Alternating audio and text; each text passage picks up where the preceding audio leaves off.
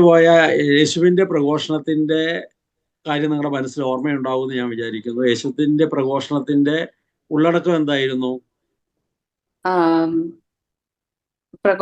യേശുവിന്റെ പ്രഘോഷണ മാർഗം വിശ്വാസവും മാനസാന്തരവും പ്രത്യുത്തരവും. അല്ലല്ല, യേശുവിന്റെ പ്രഘോഷണത്തിന്റെ ഉള്ളടക്കം, അതിന്റെ ലക്ഷ്യമുണ്ട്, മാർഗമുണ്ട്, രീതിയുണ്ട്. ഇപ്പൊ ചേച്ചി പറഞ്ഞ മാർഗമാണ് വിശ്വാസവും. ഉള്ളടക്കം എന്താണ്? വിശ്വാസവും മാനസാന്തരവും അതിന്റെ മാർഗമാണ്. ഓരോ മനുഷ്യ വ്യക്തിയുടെയും രക്ഷ, അത് ലക്ഷ്യമാണ്. ഈശോയുടെ പ്രഘോഷണത്തിന്റെ ഈശോയുടെ ലക്ഷ്യമാണ് ഓരോ വ്യക്തിയുടെയും മനുഷ്യവർഗം മുഴുവന്റെയും രക്ഷ എന്ന് പറയുന്നത്. ഉള്ളടക്കം സുവിശേഷ ഭാഗ്യങ്ങളോ? ദൈവരാജ്യം. ദൈവരാജ്യം എന്താണെന്ന് പറയാനാണ് ഈശോ ഉപമകൾ ഉപയോഗിച്ചു. അഷ്ടഭാഗ്യങ്ങളിലൂടെ അത് വ്യക്തമാക്കി, കുരിശിലെ മൊഴികളിലൂടെ അത് വ്യക്തമാക്കി. ആ 3 കാര്യങ്ങളിലൂടെയാണ് ദൈവരാജ്യം എന്താണെന്നുള്ളത് നമ്മൾ മനസ്സിലാക്കിയത്. ഇപ്പൊ ഓർമ്മ കിട്ടുന്നുണ്ടാവുമല്ലോ ഇല്ലേ? ഇത് നമുക്കൊന്ന് കണക്ട് നമ്മളിങ്ങനെ പല പ്രാവശ്യം പറഞ്ഞാൽ ഇത് നമുക്ക് ഓർമ്മ വരുള്ളൂ. അതുകൊണ്ട് കൂടിയാണ്. അപ്പൊ ഈശോ ഈ ലോകത്ത് വന്ന് ദൈവരാജ്യത്തെ കുറിച്ചാണ് പ്രഘോഷിച്ചത്. ആ പ്രഘോഷണ വിഷയം മുഴുവൻ ദൈവരാജ്യമായിരുന്നു. ആ ദൈവരാജ്യം എന്താണെന്ന് ഉപമകളിലൂടെ നമ്മളോട് പറഞ്ഞു, വ്യക്തമാക്കി. ആ ദൈവരാജ്യം എന്താണ് എന്ന് അഷ്ടഭാഗ്യങ്ങൾ, സുവിശേഷ ഭാഗ്യങ്ങൾ, ക്രിസ്തുവിന്റെ പഠനങ്ങൾ, പ്രബോധനങ്ങൾ ആ ദൈവരാജ്യത്തെ കുറിച്ചുള്ളതായിരുന്നു. ഈശോ കുരിശിൽ മരിച്ചപ്പോൾ പറഞ്ഞ മരണം മൊഴി അത് ദൈവരാജ്യമാണ്. ഈശോ പ്രാർത്ഥിച്ച പ്രാർത്ഥനയും ദൈവരാജ്യം തന്നെയായിരുന്നു. നമ്മൾ ഇന്ന് യേശുവിന്റെ ആ പ്രഘോഷണത്തിന്റെ ഉള്ളടക്കവും ലക്ഷ്യവും മാർഗവും രീതിയും ഒക്കെ കഴിഞ്ഞ് അപ്പസ്തോലന്മാരുടെ പ്രഘോഷണത്തിലേക്ക് നമ്മൾ എത്തി നിൽക്കുകയാണ്. യേശുക്രിസ്തു ഈ ലോകത്തിൽ ഏറ്റവും ഫലപ്രദമായ സുവിശേഷം ജീവിച്ച് പങ്കുവെച്ചത് യേശുക്രിസ്തുവാണ്. അതിനുശേഷം അതുപോലെ ഫലപ്രദമായി ജീവിച്ച് പങ്കുവെച്ചത് അപ്പസ്തോലന്മാരാണ്. അപ്പൊ അപ്പസ്തോലന്മാർ എന്തായിരിക്കും പ്രഘോഷിച്ചത്? നമ്മുടെ മനസ്സിലുള്ള ഏതാനും ചിന്തകൾ ഉണ്ടെങ്കിൽ ഒന്ന് പറയാവോ? മാനസാന്തരപ്പെടുവൻ. ആദ്യത്തെ പ്രസംഗം അതല്ല, മാനസാന്തരപ്പെടുവൻ, യേശുക്രിസ്തുവിൽ വിശ്വസിക്കുവൻ, ദൈവരാജ്യം മാമോദീസ സ്വീകരിക്കുക, യേശുവിൽ വിശ്വസിക്കുക, മാമോദീസ സ്വീകരിക്കുക, യേശുവിൽ വിശ്വസിക്കുക, മാമോദീസ സ്വീകരിക്കുക. അപ്പസ്തോല കെരിഗ്മയുടെ ഉള്ളടക്കം എന്ന് പറഞ്ഞു വരുമ്പോൾ യേശുക്രിസ്തുവിനെ കുറിച്ചാണ്. അതായത് യേശുക്രിസ്തു പ്രസംഗിച്ചത് ദൈവരാജ്യമായിരുന്നെങ്കിൽ അപ്പസ്തോലന്മാർ ഒരിക്കലും ദൈവരാജ്യം എന്ന് പറഞ്ഞില്ല, മറിച്ച് യേശുക്രിസ്തുവിനെയാണ് പ്രഘോഷിച്ചത്. അവർക്ക് യേശു പ്രസംഗിച്ച ദൈവരാജ്യവും യേശു ഒന്നാണെന്ന് മനസ്സിലായി. അതുകൊണ്ട് അവർ യേശു എന്ന വ്യക്തിയെ കുറിച്ചാണ് അപ്പസ്തോലന്മാർ പ്രഘോഷിച്ച പ്രഘോഷണം മുഴുവൻ. യേശുക്രിസ്തു പ്രഘോഷിച്ചത് ദൈവരാജ്യത്തെ കുറിച്ചാണ്. അപ്പസ്തോലന്മാർ പ്രഘോഷിച്ചത് ദൈവരാജ്യം തന്നെയായ യേശുക്രിസ്തു എന്ന വ്യക്തിയെ കുറിച്ചാണ്. അപ്പൊ അതിൽ ഒന്ന്, യേശുക്രിസ്തുവിന്റെ ജനനത്തെ കുറിച്ച് അവർ പറഞ്ഞിട്ടുണ്ട്. ദാവീദിന്റെ പട്ടണത്തിൽ നിങ്ങൾക്കായി ഒരു രക്ഷകൻ കർത്താവായ യേശുക്രിസ്തു എന്ന് ജനിച്ചിരിക്കുന്നത്. അപ്പൊ യേശുക്രിസ്തുവിനെ കുറിച്ച് പറയുമ്പോൾ യേശുക്രിസ്തു മനുഷ്യനായി ഈ ലോകത്ത് വന്ന് ജനിച്ചു എന്നുള്ള കാര്യം അവർ വ്യക്തമായി സൂചിപ്പിച്ചിട്ടുണ്ട്. അപ്പൊ യേശുക്രിസ്തുവിന്റെ പേര് തന്നെ, ആ പേര് ഉപയോഗിക്കുമ്പോൾ തന്നെ രക്ഷകനാണ്, അവൻ നമ്മളെ രക്ഷിച്ചു കഴിഞ്ഞു എന്ന സൂചന അപ്പസ്തോലന്മാർ കൊടുക്കുകയാണ്. യേശുക്രിസ്തു എന്ന പേര്, ആ പേര് തന്നെ രക്ഷകൻ എന്ന കാര്യം അനർത്ഥമാക്കുന്നതാണ്. അത് കഴിഞ്ഞ പ്രാവശ്യം നമ്മൾ കണ്ടതാണ്. അപ്പൊ ആ യേശുക്രിസ്തുവിനെ കുറിച്ചാണ് അവർ പ്രസംഗിച്ചത്. അപ്പസ്തോലന്മാരുടെ കെരിസോ പ്രഘോഷണം എന്ന് പറയുന്നത്, ഉയർപ്പിന് ശേഷം ശിഷ്യന്മാർ ദൈവരാജ്യം പ്രസംഗിച്ചപ്പോൾ ക്രൂശിതനും മരിച്ചവരിൽ നിന്ന് ഉയർത്തുവനുമായി യേശുക്രിസ്തുവിനെ പ്രസംഗിച്ചുകൊണ്ടാണ് അവർ ഈ ദൈവരാജ്യം എന്താണെന്ന് വ്യക്തമാക്കിയത്. ഒന്നും കൂടി ഇത് മനസ്സിൽ നിന്ന് ഉറപ്പിക്കാൻ വേണ്ടിയാണ്. യേശുവിന്റെ ഉത്ഥാനത്തിന് ശേഷം പരിശുദ്ധാത്മാവിനാൽ നിറഞ്ഞ ശിഷ്യന്മാർ ദൈവരാജ്യം പ്രഘോഷിച്ചു എന്ന് പറഞ്ഞാൽ അത് ക്രൂശിതനും മരിച്ചവരിൽ നിന്ന് ഉയർത്തവനും മഹത്വപൂർണനുമായ യേശുവിനെ കുറിച്ച് പ്രഘോഷിച്ചുകൊണ്ടാണ്. ആദിമസഭയുടെ പ്രബോധനം മുഴുവൻ, രക്ഷകന്റെ മിഷൻ 6 എന്നാണ് അവിടെ എഴുതിയിരിക്കുന്നത്, 16. എൻ്റെ കയ്യിൽ ആ പുസ്തകമുണ്ട്, രക്ഷകന്റെ മിഷൻ എന്ന ജോൺ പോൾ രണ്ടാമൻ മാർപ്പാപ്പയുടെ ചാക്രിക ലേഖനമാണ്, റെഡംതോരിയസ് മിസ്സിയോ. നിങ്ങൾക്ക് നെറ്റിലടിച്ചാൽ കിട്ടുമായിരിക്കും. അതിൽ പറയുന്നുണ്ട്, ആദിമസഭയുടെ പ്രബോധനം മുഴുവൻ യേശുക്രിസ്തുവിനെ പ്രഘോഷിക്കുന്നതിൽ കേന്ദ്രീകൃതമായിരുന്നു. യേശുവും ദൈവരാജ്യവും അവർക്ക് ഒന്നായിരുന്നു.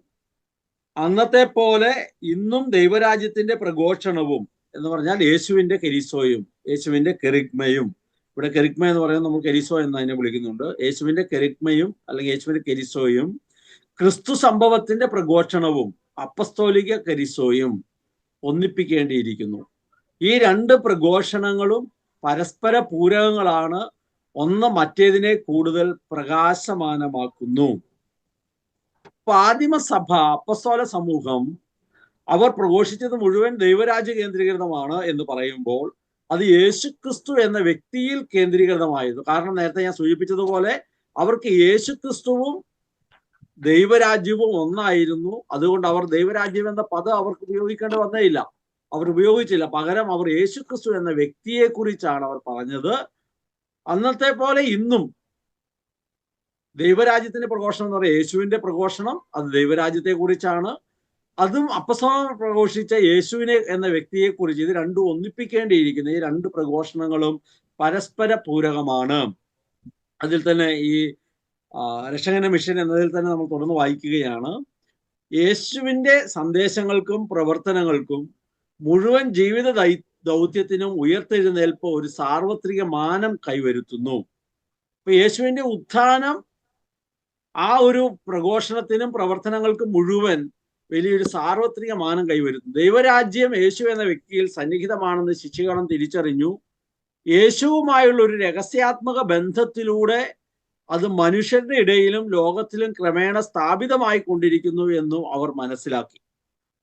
അപ്പൊ യേശു എന്ന വ്യക്തി അത് ദൈവരാജ്യമാണെന്നും ആ ദൈവരാജ്യം യേശുക്രിസ്തു എന്ന വ്യക്തിയിൽ സജീവമായി സന്നിഹിതമാണെന്നും യേശുക്രിസ്തുവുമായിട്ടുള്ള ഓരോ വ്യക്തികളുടെയും ഒരു രഹസ്യാത്മക ബന്ധത്തിലൂടെ യേശുക്രിസ്തുവുമായിട്ടുള്ള ഒന്നാകലിലൂടെ അത് മനുഷ്യരുടെ ഇടയിൽ ഓരോ വ്യക്തികളുടെ ഉള്ളിലും വ്യക്തികളുടെ ജീവിതത്തിലും അങ്ങനെ ക്രമേണ ലോകം മുഴുവനും ആ ദൈവരാജ്യം സ്ഥാപിതമാകുന്നു, സന്നിഹിതമാകുന്നു എന്ന ശിഷ്യന്മാർക്ക് മനസ്സിലായി.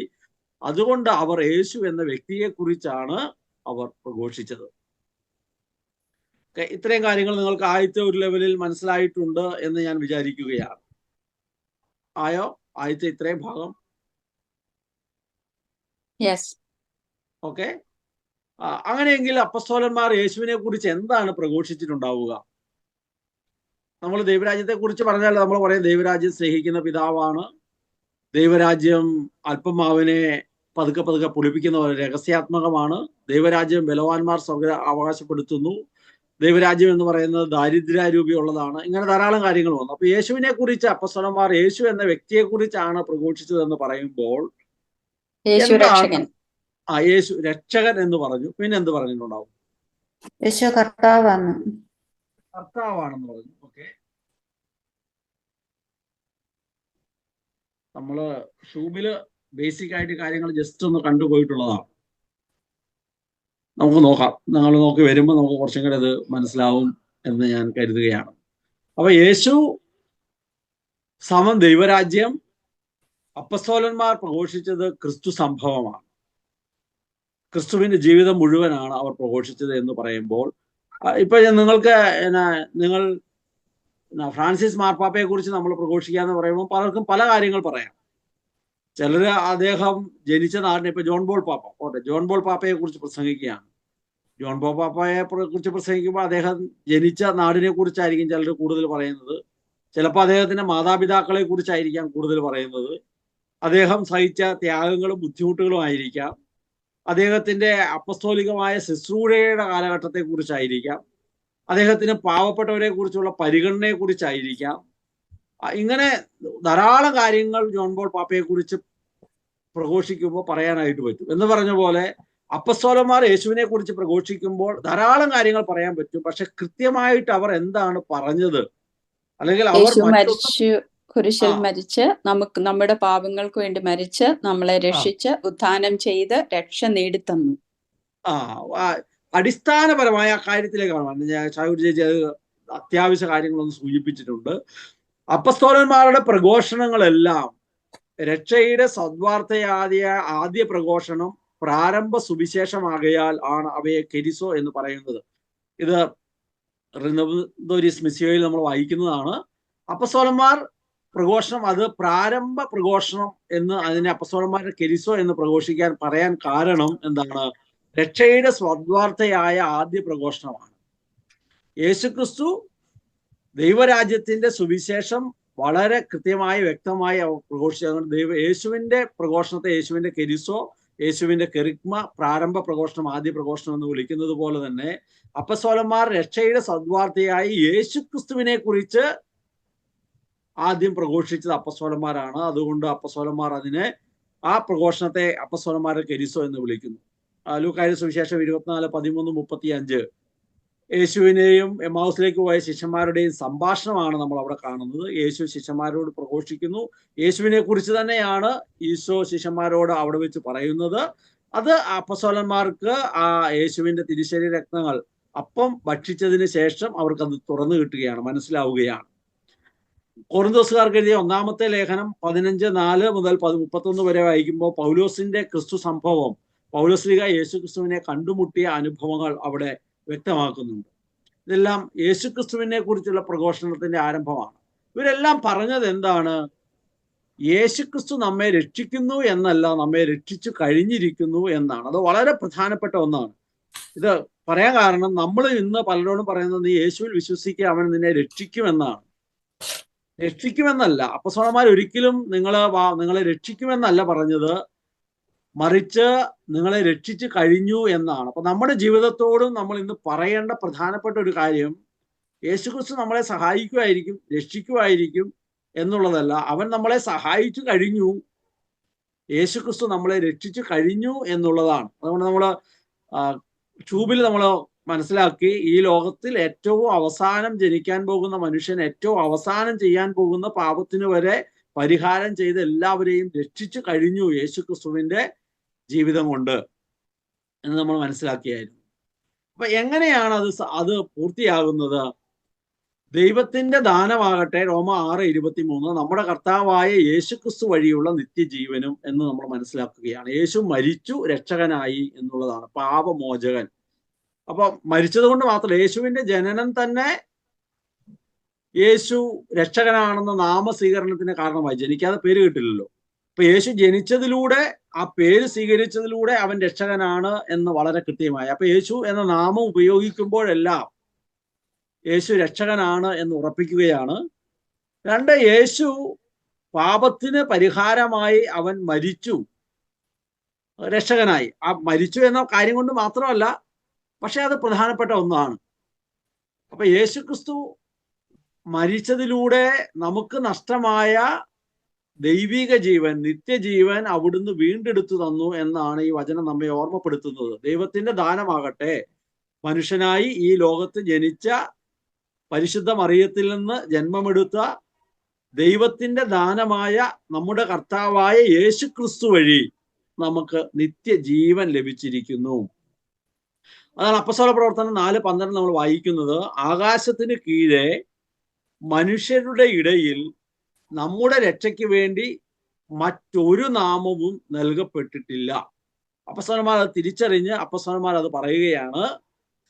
മനുഷ്യനായി ഈ ലോകത്ത് ജനിച്ച്, പരിശുദ്ധ മറിയത്തിൽ നിന്ന് ജന്മമെടുത്ത്, വിശുദ്ധ യോസേപ്പ് പിതാവിന്റെ വളർത്തുപിതാവായി അവിടുന്ന് വളർത്തിക്കൊണ്ടുവന്ന നസ്രായനായ യേശു ക്രിസ്തു ആകാശത്തിന് കീഴെ മനുഷ്യരുടെ ഇടയിൽ നമ്മുടെ രക്ഷയ്ക്ക് വേണ്ടി ഈ യേശുക്രിസ്തു എന്ന നാമമല്ലാതെ മറ്റൊരു നാമവും നൽകപ്പെട്ടിട്ടില്ല എന്ന് അപ്പസ്തോലന്മാർ അസന്നിഗ്ധമായി, വളരെ കൃത്യമായി, വ്യക്തമായി അപ്പസ്തോലന്മാർ പറയുകയാണ്. ആ നാമം രക്ഷയുടെ നാമമാണ്.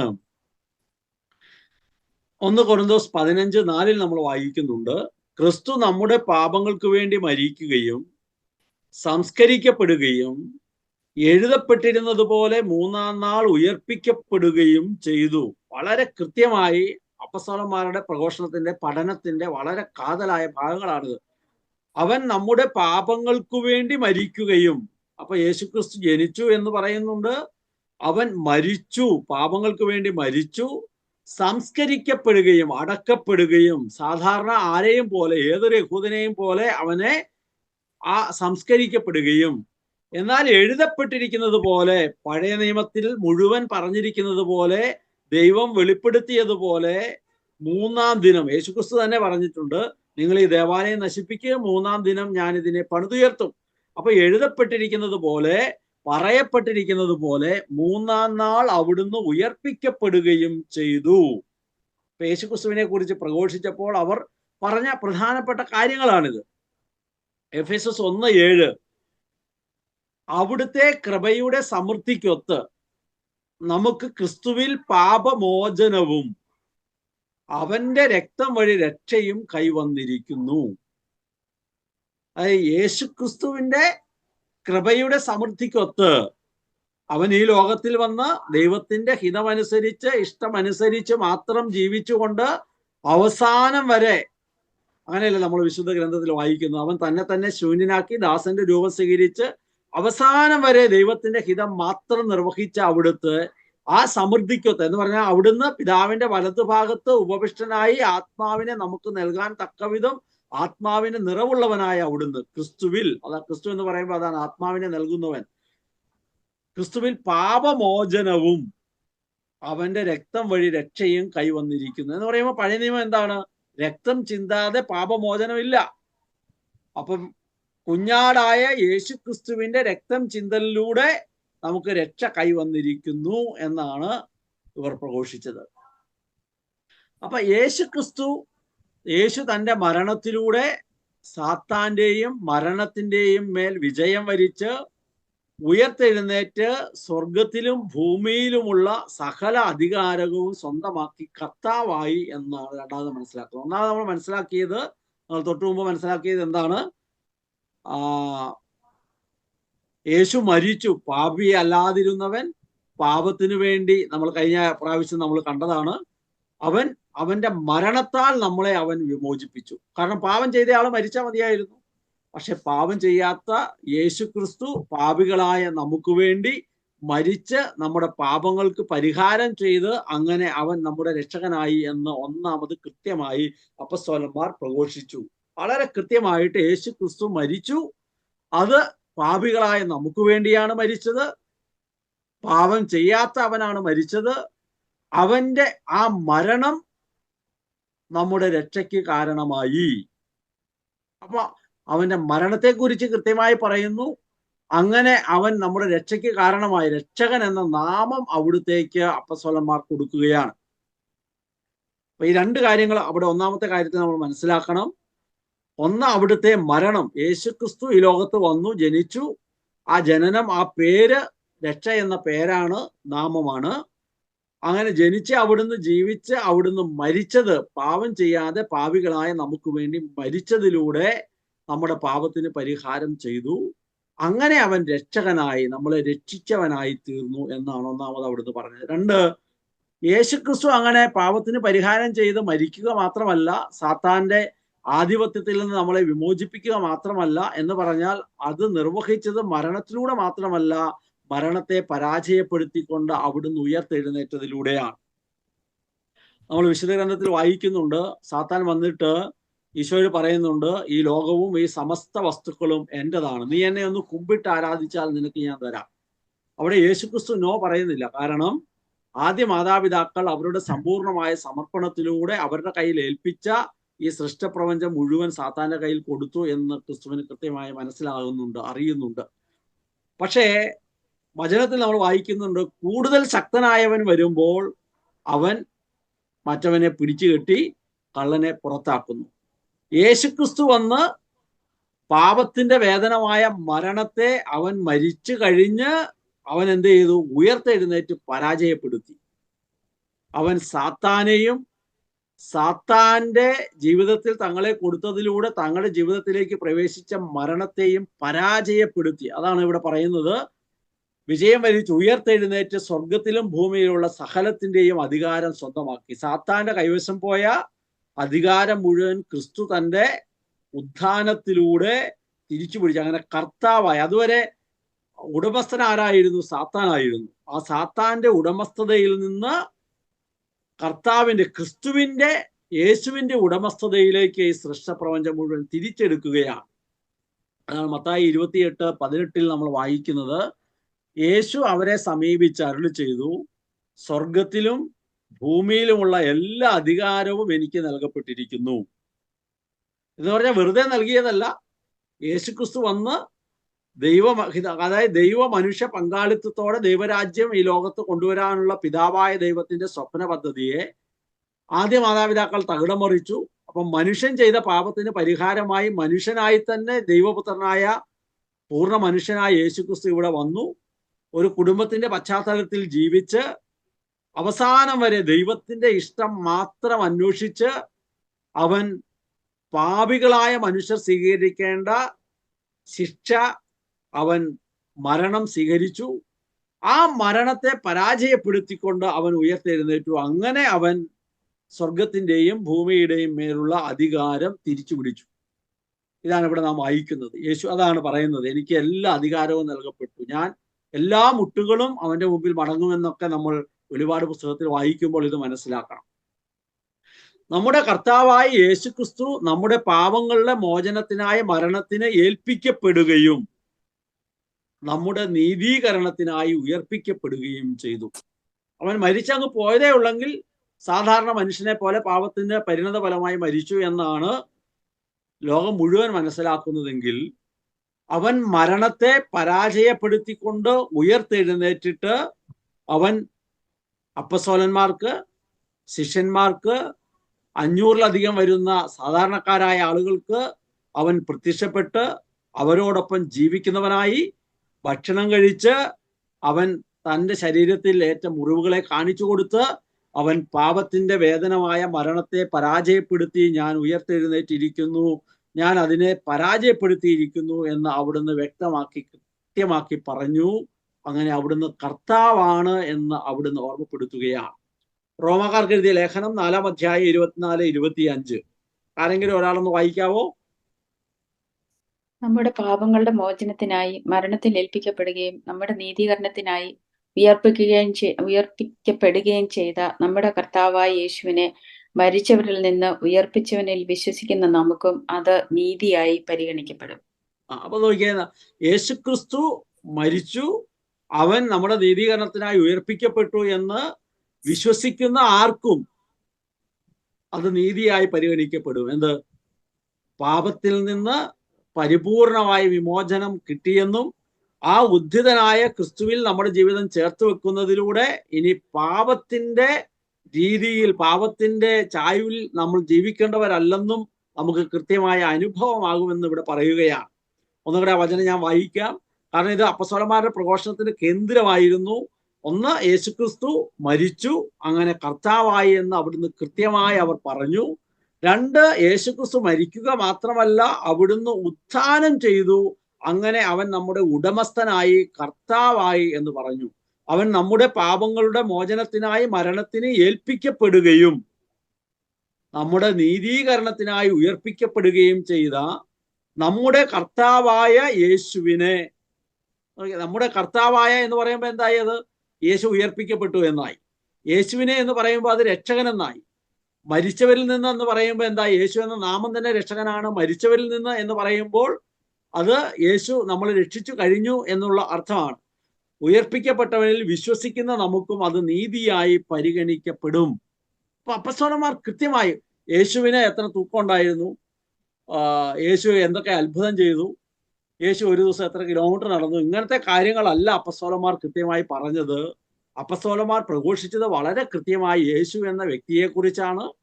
ആ വ്യക്തിയുടെ ജനനം, ആ വ്യക്തി മരിച്ചു, ആ വ്യക്തി ഉയർത്തു, അങ്ങനെ രക്ഷകനായി, കർത്താവായി എന്ന് കൃത്യമായി പറയുകയാണ്.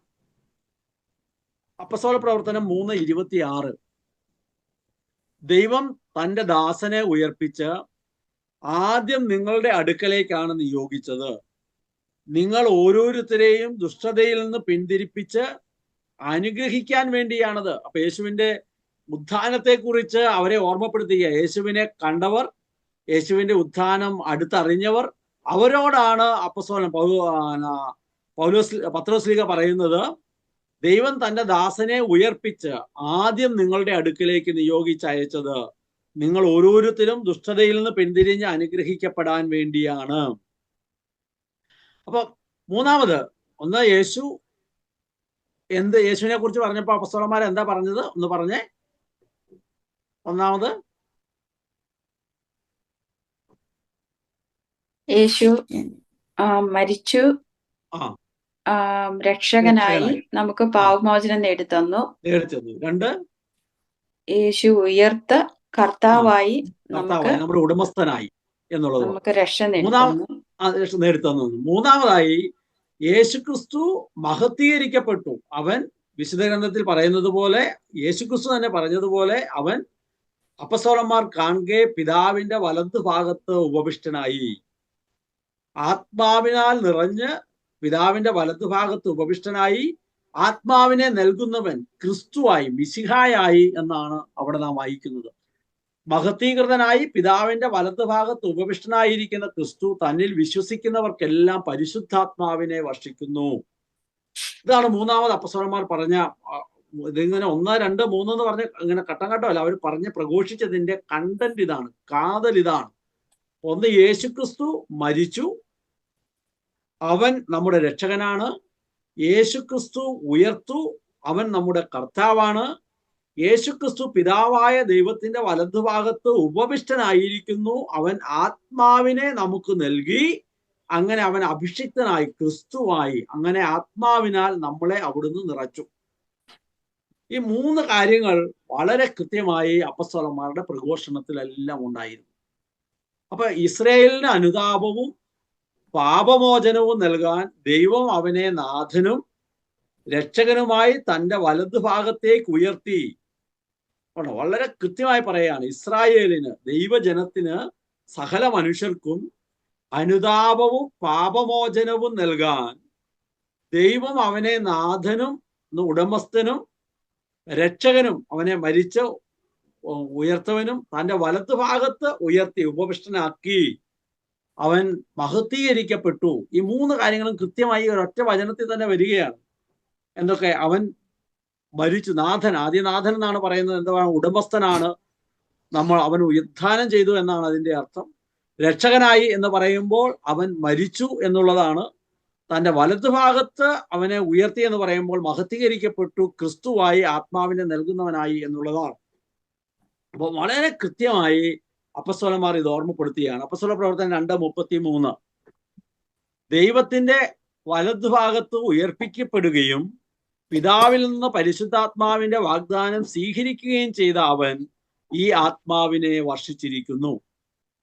അപ്പൊ പിതാവിന്റെ വലതുഭാഗത്ത് ഉപവിഷ്ടനായി ആത്മാവിനെ സ്വീകരിച്ച, ആത്മാവിനാൽ നിറഞ്ഞ് അവൻ ഈ ആത്മാവിനെ എല്ലാവർക്കുമായി വർഷിക്കുന്നു. നമ്മളത് അപ്പസ്തല പ്രവർത്തനം കാണുന്നുണ്ട്. ആദിമ പെന്തക്കോസ്ത അനുഭവം എന്ന് പറയുന്നത് അതാണ്. തന്നെ വിളിച്ചപേക്ഷിക്കുന്ന സകലരുടെയും മേൽ അവന്റെ ആത്മാവിനെ അവൻ വർഷിക്കുന്നു. ജോയേൽ പ്രവാചകനിൽ പറഞ്ഞിരുന്ന വാഗ്ദാനം പൂർത്തിയാക്കപ്പെടുകയാണ്.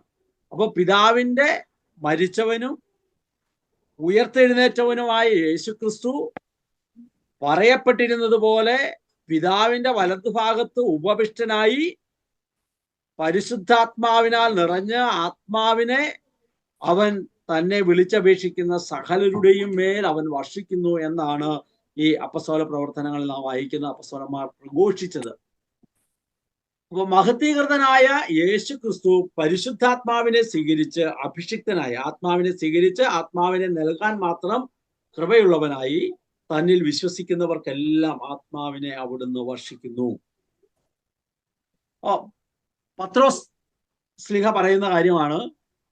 ഒന്ന് വായിക്കാവോ? അപ്പസ്തോല പ്രവർത്തനം 2:38-39.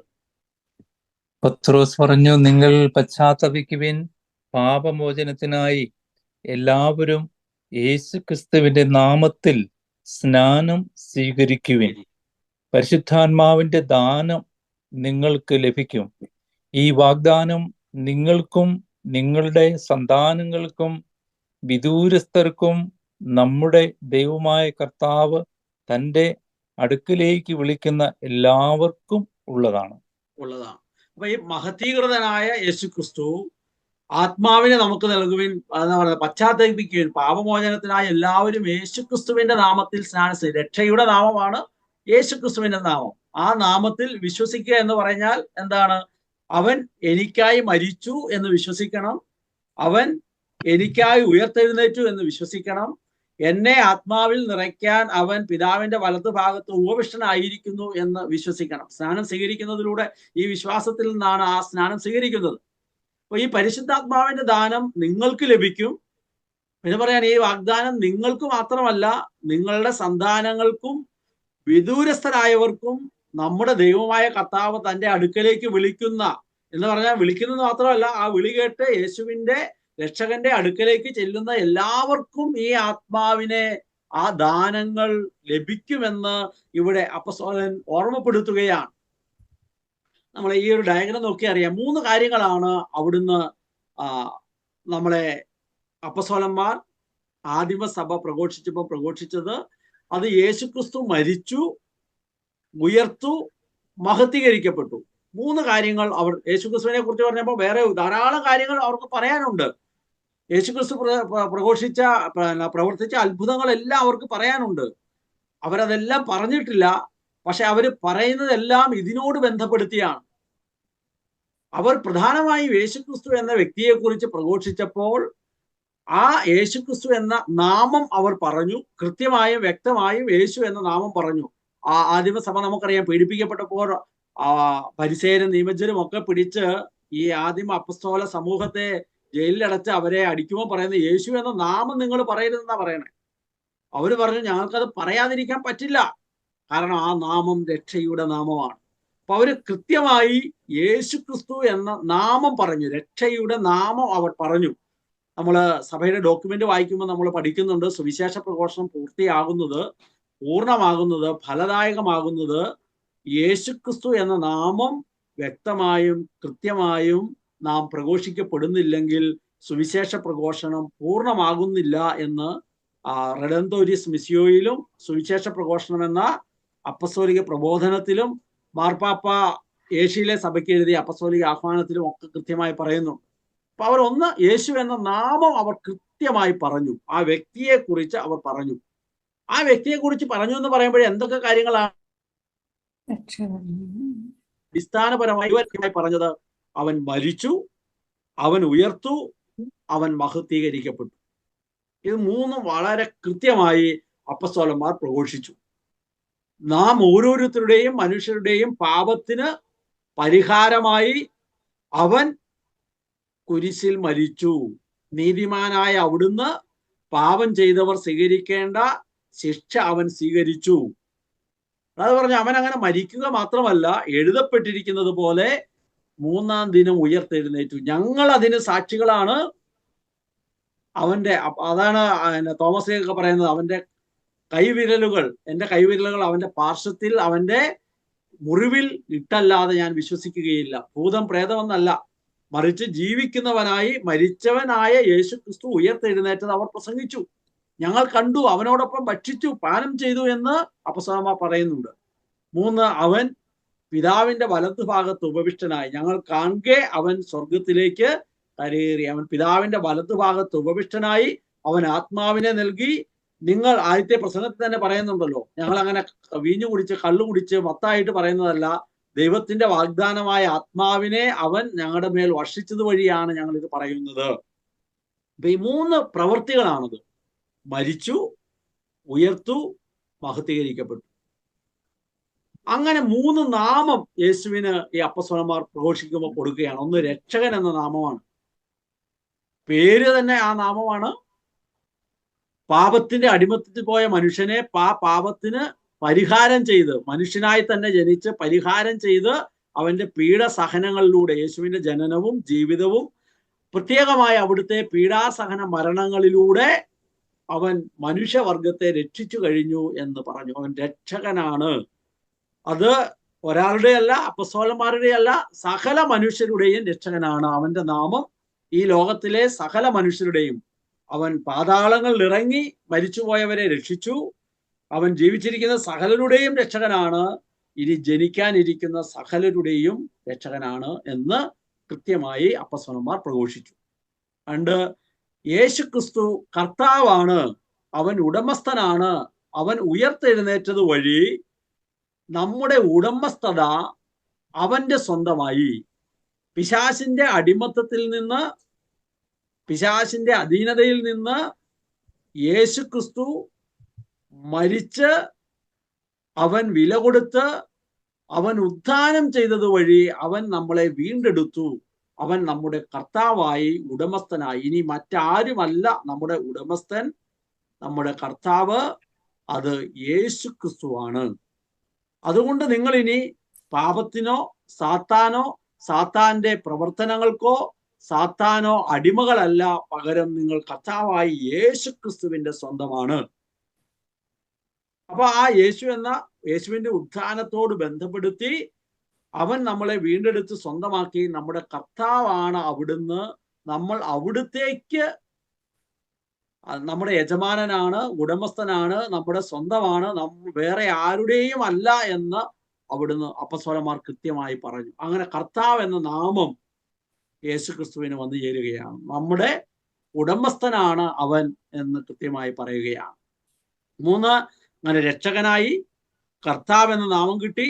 3, പിതാവിന്റെ വലതുഭാഗത്ത് ഉപവിഷ്ടനായി ആത്മാവിനെ, പരിശുദ്ധാത്മാവിനെ നമുക്ക് നൽകുന്നവനായി, മിശിഹായായി എന്ന് പറഞ്ഞ ക്രിസ്തു, മിശിഹായായി എന്ന ആത്മാവിനെ നമുക്ക് സകലർക്കും നൽകുന്നത് യേശു ക്രിസ്തുവിലൂടെയാണ്.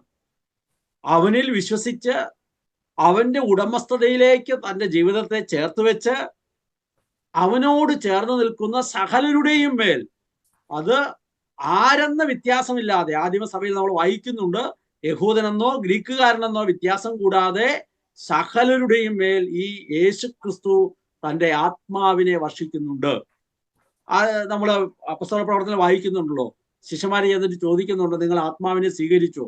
അവർ പറഞ്ഞു, ഞങ്ങൾ അങ്ങനെയൊന്നും കേട്ടിട്ട് പോലും ഇല്ല. അപ്പൊ അപ്പസ്തോലന്മാർ പ്രാർത്ഥിക്കുകയും അവരുടെ മേൽ, മാമോദിസ സ്വീകരിക്കാത്ത അവരുടെ മേൽ പോലും ആത്മാവിന്റെ അഭിഷേകം കടന്നു വരികയും ചെയ്യുകയാണ്. അപ്പോൾ അവർ പറയുകയാണ്, ഇവർക്ക് സ്നാനം കൊടുക്കുന്നതിൽ നമുക്ക് മാറി നിൽക്കാൻ കഴിയില്ലല്ലോ, അതുവരെ സ്നാനം പെടണമെങ്കിൽ ചേതനാചാരം നടത്തണോ, അങ്ങനത്തെ കാര്യങ്ങളൊക്കെ വേണമെന്നൊക്കെ തർക്കമൊക്കെ ഉണ്ടായ ആദ്യ ആ സമയത്ത് അപ്പസ്തോലന്മാർ തിരിച്ചറിയുകയാണ്, യഹൂദനെന്നോ വിജാതിനെന്നോ സമരിയക്കാരനെന്നോ വ്യത്യാസം കൂടാതെ സകലരുടെയും മേൽ യേശുവിനെ രക്ഷകനായി സ്വീകരിച്ച് യേശുവിനേക്ക് തന്റെ ഉടമസ്ഥതയെ മുഴുവൻ കൊടുത്ത് അവനെ വിളിച്ചപേക്ഷിക്കുന്ന സകലരുടെയും മേൽ ആത്മാവിനെ വർഷിക്കുകയാണ്. അങ്ങനെ ക്രിസ്തു മിശിഹായാവുകയാണ്. അപ്പൊ രക്ഷകൻ, കർത്താവ്, മിശിഹ എന്ന നാമം കിട്ടുകയാണ്. അപ്പൊ അപ്പസ്തോലന്മാർ പ്രഘോഷിച്ച പ്രഘോഷണത്തിന്റെ ഉള്ളടക്കം, കാതൽ, കാമ്പ് എന്ന് പറയുന്നത് യേശുക്രിസ്തു എന്ന വ്യക്തിയെ കുറിച്ചാണ്. അവിടുന്ന് മരിച്ചു എന്നും ഉയർത്തു എന്നും മഹത്വീകരിക്കപ്പെട്ടു എന്നുമാണ്. അവിടുന്ന് രക്ഷകനാണ്, കർത്താവാണ്, മിശിഹായാണ് എന്നാണ്.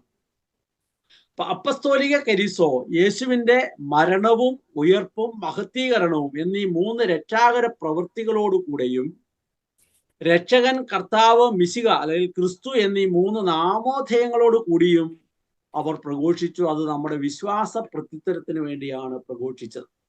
അപ്പൊ ഇത് കൃത്യമായി നമ്മൾ മനസ്സിലാക്കിയില്ലെങ്കിൽ നമ്മൾ ഇന്ന് പ്രഘോഷിക്കുമ്പോൾ എന്ത് സംഭവിക്കും? നമ്മൾ യേശുക്രിസ്തു തളർവാദ രോഗിയെ ഉയർത്തിയ കാര്യമായിരിക്കും പറയുന്നത്, യേശുക്രിസ്തു പാപിനിക്ക് മോചനം കൊടുത്ത കാര്യമായിരിക്കും പറയുന്നത്, യേശുക്രിസ്തു ചെയ്ത അത്ഭുതമായിരിക്കും, നിങ്ങൾ വരൂ യേശുക്രിസ്തു നിങ്ങളെ സുഖപ്പെടുത്തുമെന്നായിരിക്കും. പക്ഷെ അപ്പസ്തോലന്മാർ ഒരിക്കലും അതിലേക്കല്ല ശ്രദ്ധ വെച്ചത്. അവരുടെ ഫോക്കസ് ഒരിക്കലും അവർ യേശു പ്രവർത്തിച്ച അത്ഭുതങ്ങളിലേക്കോ അടയാളങ്ങളിലേക്കോ മറ്റു കാര്യങ്ങളിലേക്കോ ആയിരുന്നില്ല. അവർ അതെല്ലാം പറയാൻ ശ്രമിച്ചപ്പോൾ അവർ പറഞ്ഞത് മുഴുവൻ എന്താണ്? ഈ 3 കാര്യങ്ങളാണ്, 3 പ്രവൃത്തികളാണ്, 3 നാമധേയങ്ങളാണ്: മരണം, ഉയർപ്പ്, മഹത്വീകരണം, രക്ഷകൻ, കർത്താവ്, മിശിഹ. യേശുക്രിസ്തുവിന്റെ മരണത്തിന്റെയും ഉയർപ്പിന്റെയും മഹത്വീകരണത്തിന്റെയും ഫലം അനുഭവിച്ച അപ്പസ്തോലന്മാർ ഞങ്ങൾ ഇതിനെല്ലാം സാക്ഷികളാണ് എന്ന് പറഞ്ഞുകൊണ്ടാണ് ഓരോ പ്രഘോഷണവും ചെയ്തത്. അവർ പറഞ്ഞു, ഞങ്ങൾ ഇതിന് സാക്ഷികളാണ്. ഏതിന്? യേശുക്രിസ്തുവിന്റെ കൂടെ ഞങ്ങൾ ജീവിച്ചു, അവന്റെ മരണത്തിന് ഞങ്ങൾ സാക്ഷികളാണ്, അവന്റെ ഉത്ഥാനത്തിന് ഞങ്ങൾ സാക്ഷികളാണ്, അവൻ പിതാവിന്റെ വലതുഭാഗത്ത് ഉപവിഷ്ടനായി ആത്മാവിനാൽ ഞങ്ങളെ നിറച്ചു. ആ സാക്ഷികളാണ്. ഞങ്ങൾ വേറെ ആരെങ്കിലും പറയുന്ന കെട്ടുകഥയല്ല പറയുന്നത്. ഇത് ഞങ്ങളുടെ ജീവിതത്തിൽ ഞങ്ങൾ കണ്ടത്, അതല്ല, ഞങ്ങൾ കണ്ണുകൾ കൊണ്ട് കണ്ടതും കൈകൊണ്ട് സ്പർശിച്ചതുമായ ജീവന്റെ വചനത്തെ കുറിച്ചാണ് ഞങ്ങൾ പറയുന്നത് എന്ന് അപ്പസ്തോലൻ പറയുന്നത്. ഈ കണ്ട ഈ അനുഭവങ്ങളാണ്, ഈ പ്രവൃത്തികളാണ് അവന്റെ നാമധേയങ്ങളാണ്. അപ്പൊ അപ്പസ്തോലൻ കരിസോ യേശു എന്ന വ്യക്തിയെയും അവിടുത്തെ ദൗത്യത്തെയും കേന്ദ്രീകരിച്ചുള്ളതാണ്. നമ്മളിത് മനസ്സിലാക്കി വരുമ്പോൾ അപ്പസ്തോലന്മാർ പ്രഘോഷിച്ചത് മുഴുവൻ യേശു എന്ന വ്യക്തിയെയും അവിടുത്തെ ദൗത്യത്തെയും കേന്ദ്രീകരിച്ചുള്ളതാണ്. അപ്പസ്തോലിക കരിസോയുടെ സംഗ്രഹം വിശുദ്ധ പത്രോസിന്റെയും വിശുദ്ധ പൗലോസിന്റെയും ആദ്യ പ്രസംഗങ്ങളിൽ നമുക്ക് കാണാൻ പറ്റും. നമ്മൾ ആദ്യം ഒന്ന് കാണാനായിട്ട് പോവുകയാണ്. ബൈബിളുള്ളവര് ബൈബിൾ എടുക്കാവോ? അപ്പസ്തോല പ്രവർത്തനം 4:9 മുതൽ 12 വരെ. നിങ്ങളുടെ വീഡിയോ ഒക്കെ ഒന്ന് ഓണാക്കി ബുക്കും പേനയും ബൈബിളും എടുത്തിരിക്കുവാണെങ്കിൽ കാണാം. ഇത് നിങ്ങൾ കണ്ടും കൂടി എനിക്ക് ചെയ്യാൻ പറ്റുന്ന കാര്യമാണ്. എടുത്തോ നിങ്ങൾ അപ്പസ്തോല പ്രവർത്തനം. ഭരണാധികാരികളെ, ജനപ്രമാണികളെ, ഒരു രോഗിക്ക് ഞങ്ങൾ ചെയ്ത ഒരു സൽപ്രവൃത്തിയെ കുറിച്ചാണ്, എന്തു മാർഗങ്ങൾ ഉപയോഗിച്ചാണ് ഞങ്ങൾ ആ മനുഷ്യനെ സുഖപ്പെടുത്തിയത് എന്നതിനെ കുറിച്ചാണ് ഞങ്ങൾ ഇന്ന് വിചാരണ ചെയ്യപ്പെടുന്നതെങ്കിൽ നിങ്ങളും ഇസ്രായേൽ ജനം മുഴുവനും ഇത് അറിഞ്ഞിരിക്കട്ടെ. നിങ്ങൾ കുരിശിൽ തറച്ചു കൊല്ലുകയും മരിച്ചവരിൽ നിന്ന് ദൈവം ഉയർപ്പിക്കുകയും ചെയ്ത നസ്രായനായ യേശുവിന്റെ നാമത്തിലാണ് ഈ മനുഷ്യൻ സുഖം പ്രാപിച്ച് നിങ്ങളുടെ മുമ്പിൽ നിൽക്കുന്നത്. വീടുപണിക്കാരായ നിങ്ങൾ തള്ളിക്കളഞ്ഞ കല്ല് മൂലക്കല്ലായി തീർന്നു. ആ കല്ലാണ് യേശു. മറ്റാരിലും രക്ഷയില്ല. ആകാശത്തിന് കീഴെ മനുഷ്യരുടെ ഇടയിൽ നമുക്ക് രക്ഷയ്ക്കായി മറ്റൊരു നാമവും നൽകപ്പെട്ടിട്ടില്ല. ഓക്കെ, കിട്ടിയല്ലോ. ഞാന് ഇത് പുതിയ നിങ്ങൾക്ക് ഈ ബൈബിൾ കാണാമെന്ന് ഞാൻ വിചാരിക്കുന്നു. പുതിയ POCയിൽ നിന്ന് ഇറക്കിയ പഠന ബൈബിളാണ്. ഇതിൽ കുറച്ചും കൂടെ വ്യക്തമായി അതിന്റെ ഒരു ഭാഷയിൽ ചെറിയ വ്യത്യാസമുണ്ട്. ഞാൻ അതും കൂടി ഒന്ന് വായിക്കാം. ഭരണാധിപന്മാരെ, ശ്രേഷ്ഠന്മാരെ, രോഗിയായ ഒരു മനുഷ്യന് ഞങ്ങൾ ചെയ്ത ഒരു സൽപ്രവൃത്തിയെ കുറിച്ചാണ്, എന്തിനാൽ ഇവൻ സുഖപ്പെട്ടു എന്നതിനെ കുറിച്ചാണ് ഞങ്ങൾ ഇന്ന് വിചാരണ ചെയ്യപ്പെടുന്നതെങ്കിൽ നിങ്ങൾ എല്ലാവരും ഇസ്രായേൽ ജനം മുഴുവനും ഇതറിഞ്ഞിരിക്കട്ടെ. നിങ്ങൾ ക്രൂശിച്ചവനും മരിച്ചവരിൽ നിന്ന് ദൈവം ഉയർപ്പിച്ചവനുമായ നസറായനായ യേശു ക്രിസ്തുവിന്റെ നാമത്തിലാണ്, അതിൽ തന്നെയാണ് ഇവൻ ആരോഗ്യവാനായി നിങ്ങളുടെ മുമ്പിൽ നിൽക്കുന്നത്. പണിക്കാരായി നിങ്ങൾ തള്ളിക്കളഞ്ഞ മൂലക്കല്ലായി തീർന്ന കല്ലാണിവൻ. മറ്റാരിലും രക്ഷയില്ല. കാരണം നാം രക്ഷിക്കപ്പെടേണ്ടതിന് ആകാശത്തിന് കീഴിൽ മനുഷ്യരുടെ ഇടയിൽ നൽകപ്പെട്ട വേറൊരു നാമവുമില്ല. അപ്പം നിങ്ങൾ നോക്കിയ ഈ പത്രോസിന്റെ പ്രസംഗത്തിൽ വളരെ ചെറിയ പ്രസംഗമാണ്. ആ പ്രസംഗത്തിൽ നേരത്തെ നമ്മൾ കണ്ട കാര്യങ്ങൾ, ആ അപ്പസ്തോലന്മാരുടെ പ്രഘോഷണത്തിന്റെ ഉള്ളടക്കം മുഴുവനുണ്ട്. യേശു എന്ന പേര് അവിടെ ഉണ്ടോ? നിങ്ങൾ പ്രതികരിക്കണം. ഉണ്ടോ? ഉണ്ടല്ലോ, കൃത്യമായിട്ടുണ്ടല്ലോ. 4:10 അത് കൃത്യമായിട്ട് പറഞ്ഞു. നിങ്ങൾ ഇസ്രായേൽ ജനം മുഴുവൻ നിങ്ങൾ ക്രൂശിച്ചവനും മരിച്ചവനും ദൈവം ഉറപ്പിച്ചവനായ നസറായ യേശു ക്രിസ്തുവിന്റെ നാമത്തിൽ. മരിച്ചു എന്നുണ്ടോ? ക്രൂശിച്ചവനും മരിച്ചവരിൽ നിന്ന് ഉയർപ്പിച്ചവനുമായ. ഉയർപ്പിച്ചവനെന്നുണ്ടോ? ഉണ്ട്. മഹത്വീകരിക്കപ്പെട്ടവനെന്നുണ്ടോ? ഉണ്ട്. അപ്പൊ വളരെ ചെറിയ, നിങ്ങൾ നോക്കിയേ, ഏതാനും സെന്റൻസേ ഉള്ളൂ. അതിൽ കൃത്യമായി അവർ എന്ത് ചെയ്തു? ആ പ്രഘോഷണം മുഴുവൻ അവർ പറയുകയാണ്. യേശു എന്ന പേര് പറയുന്നു.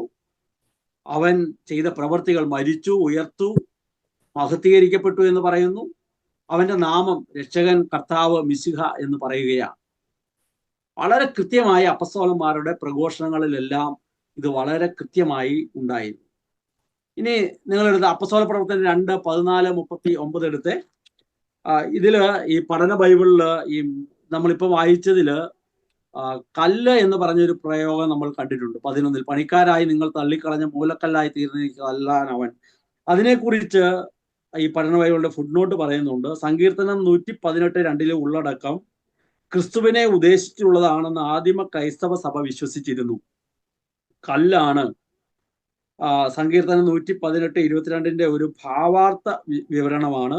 രക്ഷകനെ തിരസ്കരിക്കുന്ന ദർശനമാണ് മനസ്സിലാക്കുന്നതെന്ന് അപ്പസ്തോലന്മാർ യേശുവിൽ നിന്ന് ഗ്രഹിച്ചിരുന്നു. ഫുട്നോട്ട് ഞാൻ പറയുന്നത്, നിങ്ങൾക്ക് പറ്റുമെങ്കിൽ നാട്ടിൽ വന്നു പോകുന്ന ആരെങ്കിലും ഉണ്ടെങ്കിൽ ഇത് വാങ്ങിയാൽ നിങ്ങൾക്ക് വളരെ സഹായകമാണ്. ഇത് സുവിശേഷവും പുതിയ നിയമം മുഴുവൻ പഠന ബൈബിളായിട്ടുണ്ട്. ഈ കഴിഞ്ഞ ദിവസം ഞാൻ പോയപ്പോൾ ഒന്നുകൂടെ ഞാൻ വാങ്ങിക്കൊണ്ട് വന്നു. നമുക്കത് പഠിക്കാൻ സഹായമാണ്. ഈ അപ്പസ്തോല പ്രവർത്തനം 2:14-39 എടുക്കാവോ? എന്നാൽ ഒന്ന് വായിച്ചു നോക്കിയിട്ട് നിങ്ങൾ ഒന്ന് വായിക്കാം.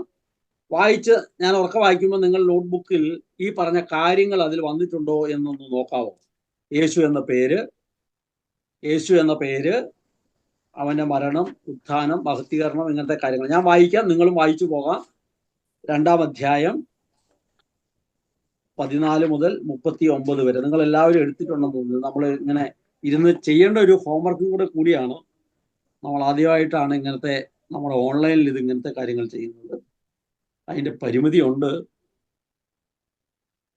പത്രോസിന്റെ പ്രസംഗം എന്നാണ് ഹെഡിങ്. പത്രോസ് 11 പേരോടും ഒപ്പം എഴുന്നേറ്റ് നിന്ന് ശബ്ദമുയർത്തി അവരെ അഭിസംബോധന ചെയ്തു. യൂദയക്കാരെ, യെറുസലേമിനെ, സകല നിവാസികളെ, ഇത് നിങ്ങൾ അറിഞ്ഞുകൊള്ളുവിൻ. എൻ്റെ വാക്കുകൾ ശ്രദ്ധിക്കുവിൻ. നിങ്ങൾ വിചാരിക്കുന്നത് പോലെ ഇവർ ലഹരി പിടിച്ചവരല്ല. കാരണം ഇത് ദിവസത്തിന്റെ 3-ാം മണിക്കൂറാണ്. മറിച്ച് ജോയേൽ പ്രവാചകൻ പറഞ്ഞ കാര്യമാണിത്. ദൈവം അരുളി ചെയ്യുന്നു, അന്തിമ ദിനത്തിൽ എല്ലാ ജഡങ്ങളുടെയും മേൽ എൻ്റെ ആത്മാവിനെ ഞാൻ വർഷിക്കും. നിങ്ങളുടെ പുത്രന്മാരും പുത്രിമാരും പ്രവചിക്കും. നിങ്ങളുടെ യുവാക്കൾക്ക് തീർച്ചയായും ദർശനമുണ്ടാകും. നിങ്ങളുടെ വൃദ്ധർ തീർച്ചയായും സ്വപ്നങ്ങൾ കാണും. ആ ദിവസങ്ങളിൽ എൻ്റെ ദാസന്മാരുടെയും ദാസിമാരുടെയും മേൽ എൻ്റെ ആത്മാവിൽ നിന്ന് ഞാൻ പകർന്നു നൽകും. അവർ പ്രവചിക്കുകയും ചെയ്യും. മുകളിൽ ആകാശത്തിൽ അത്ഭുതങ്ങളും താഴെ ഭൂമിയിൽ അടയാളങ്ങളും ഞാൻ നൽകും. രത്നവും അഗ്നിയും ധൂമപടലവും കർത്താവിന്റെ മഹനീയമായ പ്രഭാപൂർണമായ ദിനം വരുന്നതിന് മുമ്പ് സൂര്യൻ അന്ധകാരമായും ചന്ദ്രൻ രക്തമയമായും മാറും. കർത്താവിന്റെ നാമം വിളിച്ചപേക്ഷിക്കുന്ന ആരും രക്ഷപ്പെടും. ഇസ്രായേലിലെ ഈ വചനങ്ങൾ കേൾക്കുവിൻ.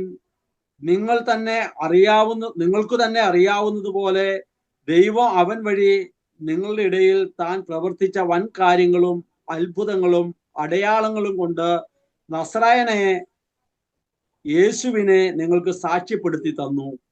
ദൈവത്തിന്റെ സുനിശ്ചിതമായ പദ്ധതിയും പൂർവ്വജ്ഞാനവും അനുസരിച്ച് ഏൽപ്പിക്കപ്പെട്ട ഇവനെ നിങ്ങൾ നിയമരഹിതരുടെ കൈകളാൽ കുരിശിൽ തറച്ചു കൊന്നു. എന്നാൽ ദൈവം അവനെ മരണത്തിന്റെ യാതനകളിൽ നിന്ന് വിമുക്തനാക്കി ഉയർപ്പിച്ചു. കാരണം അവൻ അതിന്റെ പിടിയിലായിരിക്കുക അസാധ്യമായിരുന്നു. ദാവീദ് അവനെക്കുറിച്ച് പറഞ്ഞിരിക്കുന്നു, ഞാൻ കർത്താവിനെ സദാ എൻ്റെ മുമ്പിൽ ദർശിച്ചിരിക്കുന്നു. ഞാൻ പതറിപ്പോകാതിരിക്കാൻ അവിടുന്ന് എൻ്റെ വലതുഭാഗത്തുണ്ട്. ഇത് നിമിത്തം എൻ്റെ ഹൃദയം ആഹ്ലാദിച്ചു, എൻ്റെ നാവ് ആനന്ദിച്ചു. മാത്രമല്ല, എൻ്റെ ശരീരം പ്രത്യാശയിൽ വസിക്കും. എന്തെന്നാൽ എൻ്റെ ആത്മാവിനെ അവിടുന്ന് പാതാളത്തിൽ ഉപേക്ഷിക്കുകയില്ല.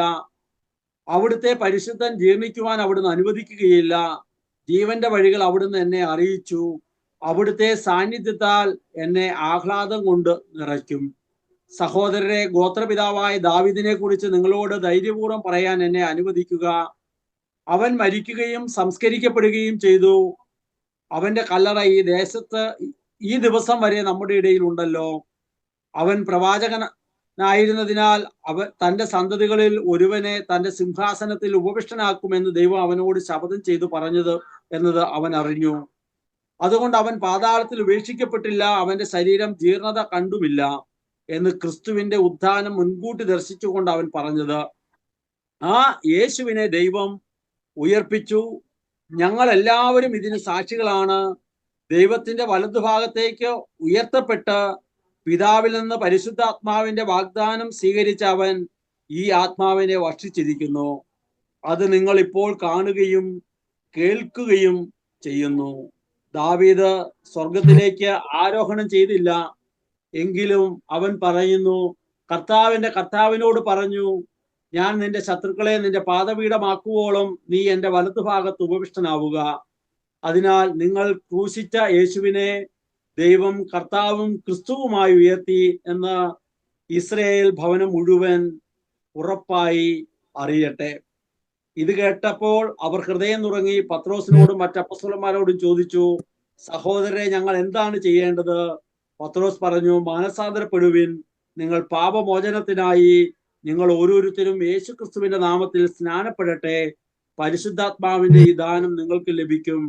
ഈ വാഗ്ദാനം നിങ്ങൾക്കും നിങ്ങളുടെ സന്താനങ്ങൾക്കും വിദൂരസ്ഥർക്കും നമ്മുടെ ദൈവമായ കർത്താവ് തന്റെ പക്കലേക്ക് വിളിക്കുന്ന ഏവർക്കും ഉള്ളതാണ്. കിട്ടിയോ? ഒന്ന് പറയാവോ?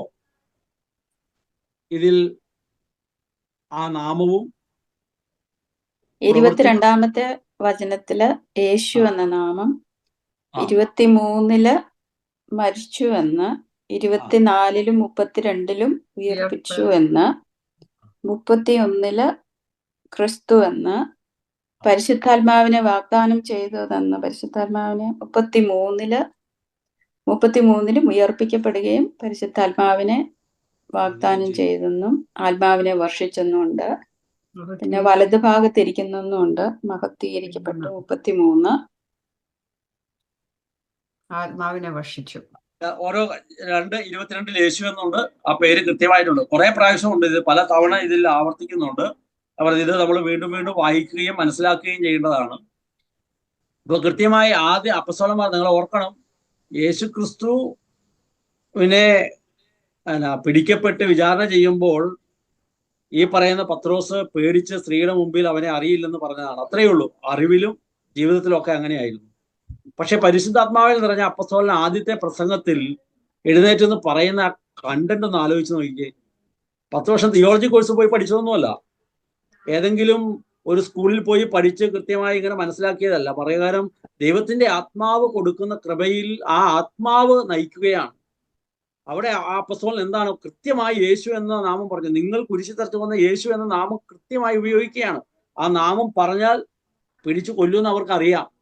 യേശുവിന്റെ നാമം ഉപയോഗിക്കാൻ പാടില്ലെന്ന് അവർക്കറിയാം. പക്ഷെ കൃത്യമായി പറഞ്ഞു. 2, നിങ്ങൾ കുരിശിൽ തറച്ചു കൊന്നവൻ മരിച്ചു അവന്ന് കൃത്യമായിട്ട് പറഞ്ഞു. യേശു മരിച്ചു എന്ന് കൃത്യമായി പറഞ്ഞു. 3, ഉയർത്തു എന്ന് കൃത്യമായി പറഞ്ഞു. മഹത്വീകരിക്കപ്പെട്ടു എന്ന് പറഞ്ഞു. ഇത് പറയുന്നതിലൂടെ ചിലപ്പോൾ ഈ വാക്കുകളെല്ലാം ഉപയോഗിക്കുന്നുണ്ടാവില്ല. മരിച്ചു എന്ന് പറഞ്ഞാൽ അതിന്റെ അർത്ഥം രക്ഷകൻ എന്നാണ്. ഉയർത്തു എന്ന് പറഞ്ഞാൽ അതിന്റെ അർത്ഥം കർത്താവ് എന്നാണ്. മഹത്വീകരിക്കപ്പെട്ടു എന്ന് പറഞ്ഞാൽ അതിന്റെ അർത്ഥം മിശിഹ എന്നാണ്. ഇപ്പൊ ചിലയിടത്ത് മരിച്ചു എന്നതിന് പകരം യേശു നമ്മുടെ രക്ഷകനായിരുന്നു എന്നായിരിക്കും പറയുന്നത്. ചിലയിടത്ത് ഉയർത്തു എന്നതിന് പകരം അവൻ നമ്മുടെ കർത്താവാണ് എന്നായിരിക്കും പറഞ്ഞിട്ടുണ്ടാവുക. ചിലയിടത്ത് മഹത്വീകരിക്കപ്പെട്ടു എന്നതിന് പകരം ക്രിസ്തു എന്നോ മിശിഹ എന്നോ ആയിരിക്കും പറഞ്ഞിട്ടുണ്ടാവുക. ചോദിക്കുക, അപ്പസ്തലന്റെ ഈ ഒരു വാക്കിൽ ഈ പറഞ്ഞ പോലെ ഞാൻ ചേച്ചി കുറേ കൂടെ അത് കണ്ടെത്തി പറഞ്ഞിട്ടുണ്ട്. ഞാൻ അതിന്റെ ഏറ്റവും ഓരോ കാര്യം മാത്രമാണ് പറഞ്ഞത്. 2:22, 2:23, 2:24, 2:33 ഇതിലൂടെ കൃത്യമായി പറഞ്ഞിട്ടുണ്ട്. അടുത്തൊരു വചനം കൂടെ നമുക്ക് എടുക്കാം. അപ്പസ്തോല പ്രവർത്തനം 3:12-26.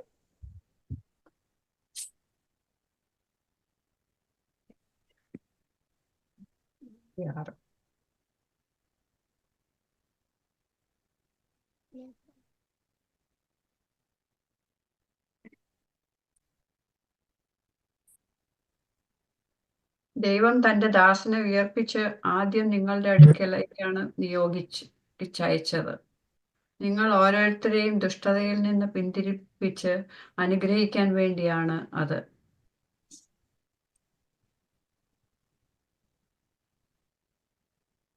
പ്രവർത്തനം 3:12-26.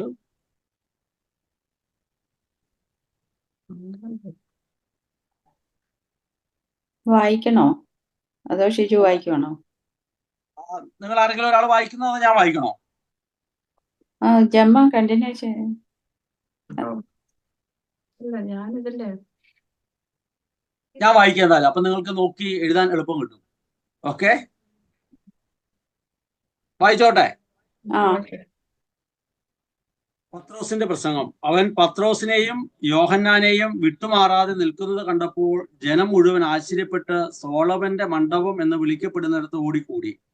ഇത് കണ്ട് പത്രോസ് ജനങ്ങളോട് പറഞ്ഞു, ഇസ്രായേലിനെ, നിങ്ങൾ എന്തിന് ഇതിൽ അത്ഭുതപ്പെടുന്നു? ഞങ്ങൾ സ്വന്തം ശക്തിയോ സുഹൃതമോ കൊണ്ട് ഇവനെ നടത്തി എന്ന മട്ടിൽ ഞങ്ങളെ സൂക്ഷിച്ചു നോക്കുന്നത് എന്തിനാ? അബ്രാഹത്തിന്റെയും ഇസഹാക്കിന്റെയും യാക്കോവിന്റെയും ദൈവം, നമ്മുടെ പിതാക്കന്മാരുടെ ദൈവം തന്റെ ദാസനായ യേശുവിനെ മഹത്വപ്പെടുത്തിയിരിക്കുന്നു.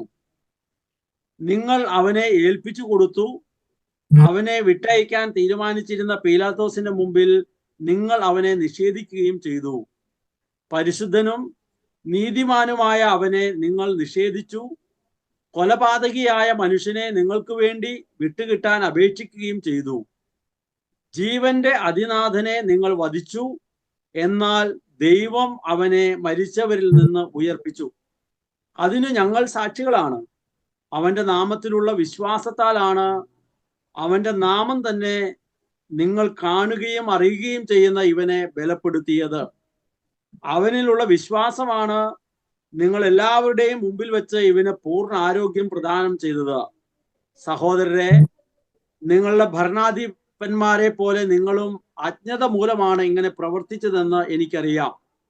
എന്നാൽ തന്റെ അഭിഷിക്തൻ പീഡ സഹിക്കണമെന്ന് ദൈവം സകല പ്രവാചകന്മാരുടെയും അധരങ്ങളിലൂടെ അറിയിച്ചത് ഇങ്ങനെ പൂർത്തിയായി. അതിനാൽ നിങ്ങളുടെ പാപങ്ങൾ മായിക്കപ്പെടേണ്ടതിന് മാനസാന്തരപ്പെടുകയും ദൈവത്തിലേക്ക് തിരിയുകയും ചെയ്യുവിൻ. അങ്ങനെ നിങ്ങൾക്ക് കർത്താവിന്റെ സന്നിധിയിൽ നിന്ന് സമാശ്വാസത്തിന്റെ സമയം വന്നെത്തുകയും നിങ്ങൾക്ക് വേണ്ടി മുൻകൂട്ടി നിശ്ചയിക്കപ്പെട്ടിരിക്കുന്ന ക്രിസ്തുവിനെ, യേശുവിനെ അവിടുന്ന് അയക്കുകയും ചെയ്യും. ആദ്യം മുതൽ തന്റെ വിശുദ്ധ പ്രവാചകന്മാരുടെ അധരങ്ങളിലൂടെ ദൈവം അരുളി ചെയ്തതുപോലെ സകലത്തിന്റെയും പുനഃസ്ഥാപന കാലം വരെ സ്വർഗം അവനെ സ്വീകരിക്കേണ്ടിയിരിക്കുന്നു. മോശ ഇപ്രകാരം പറഞ്ഞു: ദൈവമായ കർത്താവ് നിങ്ങൾക്കായി നിങ്ങളുടെ സഹോദരന്മാരുടെ ഇടയിൽ നിന്ന് എന്നെ പോലെ ഒരു പ്രവാചകനെ ഉയർത്തും. അവൻ നിങ്ങളോട് പറയുന്നതെല്ലാം നിങ്ങൾ കേൾക്കണം. ആ പ്രവാചകന്റെ വാക്കു കേൾക്കാത്തവരെയെല്ലാം ജനത്തിൽ നിന്ന് പൂർണ്ണമായി വിച്ഛേദിക്കപ്പെടും. സാമുവേൽ മുതൽ സകല പ്രവാചകന്മാരും അവരെ തുടർന്നുള്ളവരും ഈ ദിവസത്തെ പറ്റി സംസാരിക്കുകയും അറിയിക്കുകയും ചെയ്തിട്ടുണ്ട്. പ്രവാചകന്മാരുടെയും നിന്റെ സന്തതി വഴി ഭൂമിയിലെ സകല കുലങ്ങളും അനുഗ്രഹീതമാകും എന്ന് അബ്രാഹത്തോട് പറഞ്ഞുകൊണ്ട് ദൈവം നിങ്ങളുടെ പിതാക്കന്മാരോട് ചെയ്ത ഉടമ്പടിയുടെയും മക്കളാണ് നിങ്ങൾ. നിങ്ങൾ ഓരോരുത്തരെയും നിങ്ങളുടെ ദുഷ്ടതയിൽ നിന്ന് പിന്തിരിപ്പിച്ച് അനുഗ്രഹിക്കുന്നതിന് ദൈവം തന്റെ ദാസനെ ഉയർപ്പിച്ച് ആദ്യം നിങ്ങളുടെ അടുക്കലേക്ക് അയച്ചിരിക്കുന്നു. കിട്ടിയോ? ഒന്ന് നോക്കിയേ. അതില് യേശു എന്ന പേര് മരിച്ചെന്നോ ഉയർത്തുന്നോ മഹത്വീകരിക്കപ്പെട്ടെന്നോ രക്ഷകൻ, കർത്താവ്, മിശിഹ എന്നോ എവിടെയൊക്കെയാണ് ഉള്ളതെന്ന് നോക്കിയേ. 3:13 യേശു, 15 മരിച്ചു, 15 തന്നെ ഉയർപ്പിച്ചു എന്നുണ്ട്. 3:20 ക്രിസ്തു, യേശു, 27 കർത്താവ്. പക്ഷെ അത് മോശയോട് പറയുന്നതായിട്ടാണ് പറഞ്ഞിരിക്കുന്നത്. കർത്താവ് എന്ന് പറയുന്നുണ്ട്. 3:26 പിന്നെയും ഉയർപ്പിച്ചെന്ന് പറയുന്നുണ്ട്. നിങ്ങൾ ഇതില് 20ാമത്തെ വാക്യം വായിച്ച ഞാൻ ഒന്നുകൂടെ വായിക്കാം. അങ്ങനെ നിങ്ങൾക്ക് കർത്താവിന്റെ സന്നിധിയിൽ സമാശ്വാസത്തിന്റെ സമയം വന്നെത്തുകയും നിങ്ങൾക്ക് വേണ്ടി മുൻകൂട്ടി നിശ്ചയിക്കപ്പെട്ടിരിക്കുന്ന ക്രിസ്തുവിനെ, എന്താ അവിടെ ആ ക്രിസ്തുവിനെ എന്ന് പറയുമ്പോ അവിടെ എന്താ ഉദ്ദേശിച്ചേ? മഹത്വീകരിക്കും. പരിശുദ്ധാത്മാവിനെ നൽകുന്നവൻ, അഭിഷിക്തൻ. ആ വാക്ക് വായിച്ചു നോക്കിയേ. പുതിയ ടെസ്റ്റിലാണ് ഇങ്ങനെ വരുന്നത്, പഴയതിൽ അങ്ങനെയാണെന്ന് എനിക്കറിയില്ല. നിങ്ങൾക്ക് വേണ്ടി ക്രിസ്തുവായി മുൻകൂട്ടി നിശ്ചയിക്കപ്പെട്ടിരിക്കുന്ന യേശുവിനെ അവിടുന്ന് അയക്കുകയും ചെയ്യും.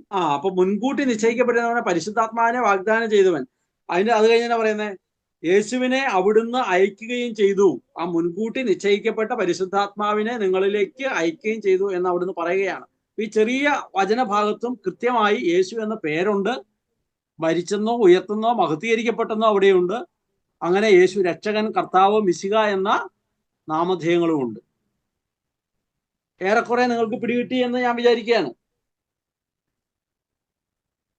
കിട്ടിയോ? ഇത്തിരി പഠിക്കാനുള്ള സാധനം കൂടെ ആയതുകൊണ്ട് ആയോ? ഇനി 2 വചനം ഹോംവർക്ക് തരാം, നിങ്ങളൊന്ന് എഴുതി വെച്ചോ. 2:11 ഒന്ന് അപ്പസ്തോല പ്രവർത്തനം 5:29-32. ഈ ദിവസം കണ്ടുപിടിച്ചിട്ട് നിങ്ങള് 2:11 2 പറയാമോ? അപ്പസ്തോല പ്രവർത്തനം 5:29 മുതൽ 32 വരെ. 5:29, 32 32. ഒരു വചനഭാഗം. അത് എഴുതിയല്ലോ. ആ അടുത്തത് അപ്പസ്തോല പ്രവർത്തനം 13, 16, 41. അടുത്ത അപ്പസ്തോല പ്രവർത്തനം 10, 34, 43. അപ്പൊ ഇതിൽ ഒന്ന് എടുത്തിട്ട് നിങ്ങളൊരു കോളം വരയ്ക്കുക. ഇങ്ങനെ ഞാൻ നിങ്ങളെ അതിലിട്ടേക്കാം, കാണുമോന്ന് എനിക്കറിയില്ല, കണ്ടില്ല. അപ്പൊ അതിൽ കോളം വരച്ചിട്ട് യേശു എന്ന് പറഞ്ഞിരിക്കുന്ന ഏതൊക്കെയാണ് വാക്യം എന്ന് എഴുതുക. മരിച്ചു എന്ന് പറഞ്ഞതിലെ വാക്യം ഏതൊക്കെയാണെന്ന് എഴുതുക. ഉയർത്തു എന്ന് പറയുന്നത് എവിടെയാണെന്ന് എഴുതുക. മഹത്വീകരിക്കപ്പെട്ടതെന്ന് പറയുന്നത് എവിടെയാണെന്ന് എഴുതുക. രക്ഷകൻ എന്ന് പറഞ്ഞത് എങ്ങനെയാണ്. അങ്ങനെ കൃത്യമായി രക്ഷാകര പ്രവൃത്തികളും രക്ഷാകര മഹത്വീകൃത നാമങ്ങളും എവിടെയൊക്കെയാണ് വന്നതെന്ന് ഒന്ന് കണ്ടെത്തുക. എന്നിട്ട് നമ്മുടെ ഗ്രൂപ്പിൽ ഒന്ന് ഇടണം. നിങ്ങളുടെ വീഡിയോ ഒക്കെ ഒന്ന് ഓണാക്കാവോ? മുഖമൊക്കെ ഒന്ന് കാണട്ടെ. ഈ വർഷത്തെ അവസാനത്തെ കാഴ്ചയാണ്. ഈ വർഷത്തെ അവസാനത്തെ കാഴ്ച. യേശു എന്നുള്ളതാണ്, മരിച്ചു എന്നുള്ളതാണ്, മഹത്വീകരണം വേണം. പിന്നെ അതായത് യേശുക്രിസ്തു എന്ന പേര് അവൻ ചെയ്ത പ്രവൃത്തികൾ, മരിച്ചെന്നോ ഉയർത്തുന്നോ മഹത്വീകരിക്കപ്പെട്ടെന്നോ, അവന്റെ നാമങ്ങൾ രക്ഷകൻ, കർത്താവ്, മിശിഹ, ഈ കാര്യങ്ങൾ വന്നിട്ടുണ്ടോ എന്ന് നോക്കണം. നമ്മൾ എന്തിനാണ് ഇത് മനസ്സിലാക്കി പഠിക്കുന്നത്? നമ്മൾ യേശുവിനെ കുറിച്ച് പ്രസംഗിച്ച് എന്തെങ്കിലും കാട് കയറി വേറെ കാര്യം പറയാൻ പോകും. ഇന്ന് ധാരാളം ആളുകൾ ഒരുപക്ഷെ അവർക്ക് ഈ തിരിച്ചറിവ് വേണ്ട വിധം ഇങ്ങനെ മനസ്സിലാക്കാത്തത് കൊണ്ടായിരിക്കാം അവർ വേറെ ധാരാളം കാര്യം പറയാനായിട്ട് പോകും. യേശുക്രിസ്തു എന്ന് പറഞ്ഞാൽ ആരാ? അത് മുടന്തനെ സുഖപ്പെടുത്തുന്ന ആളാണ്. യേശുക്രിസ്തു എന്ന് പറഞ്ഞാൽ ആരാ? അത് രക്തസ്രാവക്കാരിയെ സുഖപ്പെടുത്തുന്ന ആളാണ്. അങ്ങനെ രക്തസ്രാവക്കാരുള്ളവരെല്ലാം ഇങ്ങ് പോരെ യേശുവിൽ വിശ്വസിക്കുക. അങ്ങനെ അപ്പസ്തോലന്മാർ പറഞ്ഞിട്ടില്ല, അങ്ങനെ അവർ ഉദ്ദേശിച്ചിട്ടേ ഇല്ല. അവരെന്താ പറഞ്ഞത്? അടിസ്ഥാനപരമായി ജീവിതത്തെ ദൈവരാജ്യത്തോട് ചേർത്ത് വെക്കാൻ വേണ്ടി നിങ്ങൾ കർത്താവായ യേശുക്രിസ്തുവിൽ വിശ്വസിക്കണം, യേശുക്രിസ്തുവിന്റെ സ്വന്തമാകണം, യേശുക്രിസ്തു നിങ്ങൾക്ക് വേണ്ടി മരിച്ചെന്ന്.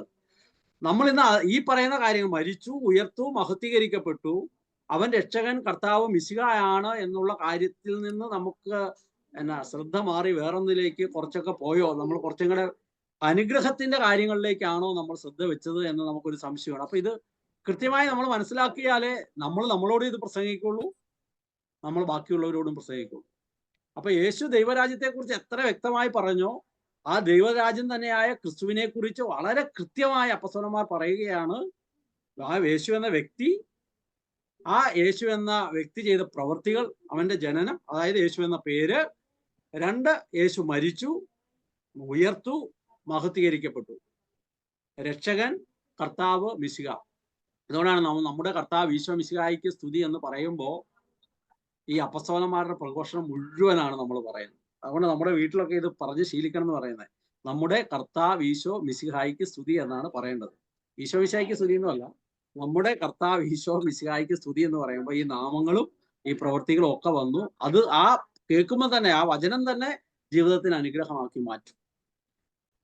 മനസ്സിലാക്കി എടുക്കാനുള്ള ഇത് ഉണ്ടാവും എന്ന് വിചാരിക്കും. ഓക്കെ, ഏതായാലും നമുക്ക് ദൈവത്തിന് നന്ദി പറയാം. ഇങ്ങനെയൊക്കെ നമ്മളെ ഒരുമിച്ച് കൂട്ടി ഇങ്ങനെ വീണ്ടും വീണ്ടും പറയാനുള്ള അവസരം ഉണ്ടാകുന്നതുകൊണ്ട് നമ്മളൊക്കെ നന്നായി കുറച്ചും കൂടി ഇത് മനസ്സിലാക്കാനും പഠിക്കാനും നിങ്ങൾ അവസരം തരുന്നു എന്നതിൽ നിങ്ങളെ വളരെ സന്തോഷത്തോടും സ്നേഹത്തോടും കൂടി ഓർക്കുന്നു. നിങ്ങൾക്ക് കുറേയൊക്കെ മനസ്സിലായിട്ടുണ്ടാകും. വീണ്ടും വീണ്ടും വീണ്ടും ഇത് ആവർത്തിക്കപ്പെടുന്നതിലൂടെയാണ് നമുക്ക് കൂടുതൽ ആഴത്തിൽ മനസ്സിലാകുന്നത്. വളരെ ഹാർഡായിട്ടുള്ള ഒരു ടോപ്പിക്ക് വളരെ ലളിതമായിട്ട് പറഞ്ഞു തന്ന് ഞങ്ങൾക്ക് മനസ്സിലാക്കി തന്നതിന് നന്ദി. ദൈവം കൂടുതലായിട്ട് അനുഗ്രഹിക്കട്ടെ. അബ്രഹാച്ച,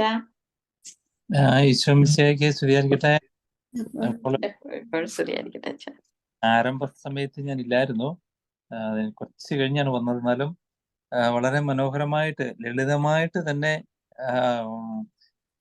ഒത്തിരി ബുദ്ധിമുട്ടുള്ളതാണ്, എന്നാലും അതിനെ വളരെ നമ്മൾക്ക് ഓരോരുത്തർക്കും മനസ്സിലാക്കത്തക്ക വിധത്തില് പ്രാധാന്യത്തെ പറ്റിയും എല്ലാം അപ്പസ്തോലന്മാര് എന്താണ് പ്രസംഗിച്ചത് എന്നുള്ളതിനെ പറ്റി നമ്മളോട് ഷിജു വളരെ മനോഹരമായിട്ട് പഠിപ്പിക്കുകയായിരുന്നു, പറഞ്ഞു തരികയായിരുന്നു. ഒന്നാമത്തത് യേശുവിൻ്റെ മരണം, യേശു മരിച്ചു, പിന്നെ അവിടുന്ന് ഉത്ഥാനം ചെയ്തു, മഹത്വീകൃതനായി. പിന്നെ മഹത്വീകൃതനായതുകൊണ്ടാണ് പരിശുദ്ധാത്മാവിനെ നമ്മളിലേക്ക് വർഷിച്ചു. അപ്പോൾ അവിടുന്ന് രക്ഷകനാണ്, അവിടുന്ന് രക്ഷകനാണ്. അതുപോലെ തന്നെ അവിടുന്ന് കർത്താവാണ്. അവിടുന്ന് മിശിഹ ക്രിസ്തുവാണ്. അപ്പോൾ അത് വളരെ മനോഹരമായിട്ട് നമ്മൾക്ക് ഓരോ അധ്യായത്തിലൂടെയും അല്ലാതെയൊക്കെ നമ്മെ പഠിപ്പിച്ചു ഷിജു വളരെ മനോഹരമായിട്ട്. വീണ്ടും നമ്മൾ കൂടുതൽ കൂടുതൽ അത് വായിച്ചു കഴിയുമ്പോഴത്തേക്ക് നമുക്കത് കൂടുതൽ വ്യക്തത കിട്ടും തീർച്ചയായിട്ടും. പിന്നെ ഓരോ ഭാഗങ്ങൾ എടുത്തുകൊണ്ട് തന്നെ നമ്മൾക്ക് അത് പറഞ്ഞു തന്നു. അപ്പോൾ അപ്പസ്തലന്മാർ ഇതിനാണ് ഊന്നൽ കൊടുത്തത്. ഈശോ ചെയ്ത അത്ഭുതത്തെക്കാളും ഈശോ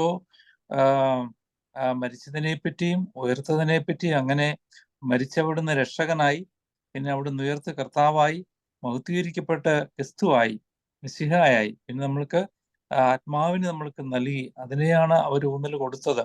അവരുടെ പഠിപ്പീരുകളിലുമെല്ലാം അതിനായിരുന്നു ഊന്നൽ കൊടുത്തിരുന്നത്. അത്ഭുതങ്ങളെക്കാളും എല്ലാമായിട്ട് അതാണ് പ്രധാനപ്പെട്ടത്. അങ്ങനെ ദൈവരാജ്യത്തെ പറ്റിയുള്ള ആ ബോധം അവർ പഠിപ്പിച്ചു എന്നുള്ളതാണ്. നമ്മളും അത് ഓർത്തിരിക്കാനും അത് നമ്മളുടെയും ഭാഗമായി അത് വരട്ടെ എന്ന് നമുക്ക് ആഗ്രഹിക്കുകയും പ്രാർത്ഥിക്കുകയും ചെയ്യാം. നമ്മുടെ ഹോംവർക്കൊക്കെ നമുക്ക് ലഭിച്ചിട്ടുണ്ട്. അതിന് മുമ്പായിട്ട് നമ്മൾ അപ്പസ്തല പ്രവർത്തനം 4:9 മുതൽ 12 വരെയുള്ള നമ്മൾ കണ്ടു. പിന്നെ രണ്ടാമത്തെ അധ്യായം 14:35 വരെയുള്ള നമ്മൾ കണ്ടു. പിന്നെ 3:12 മുതൽ 26 വരെയുള്ള നമ്മൾ കണ്ടു.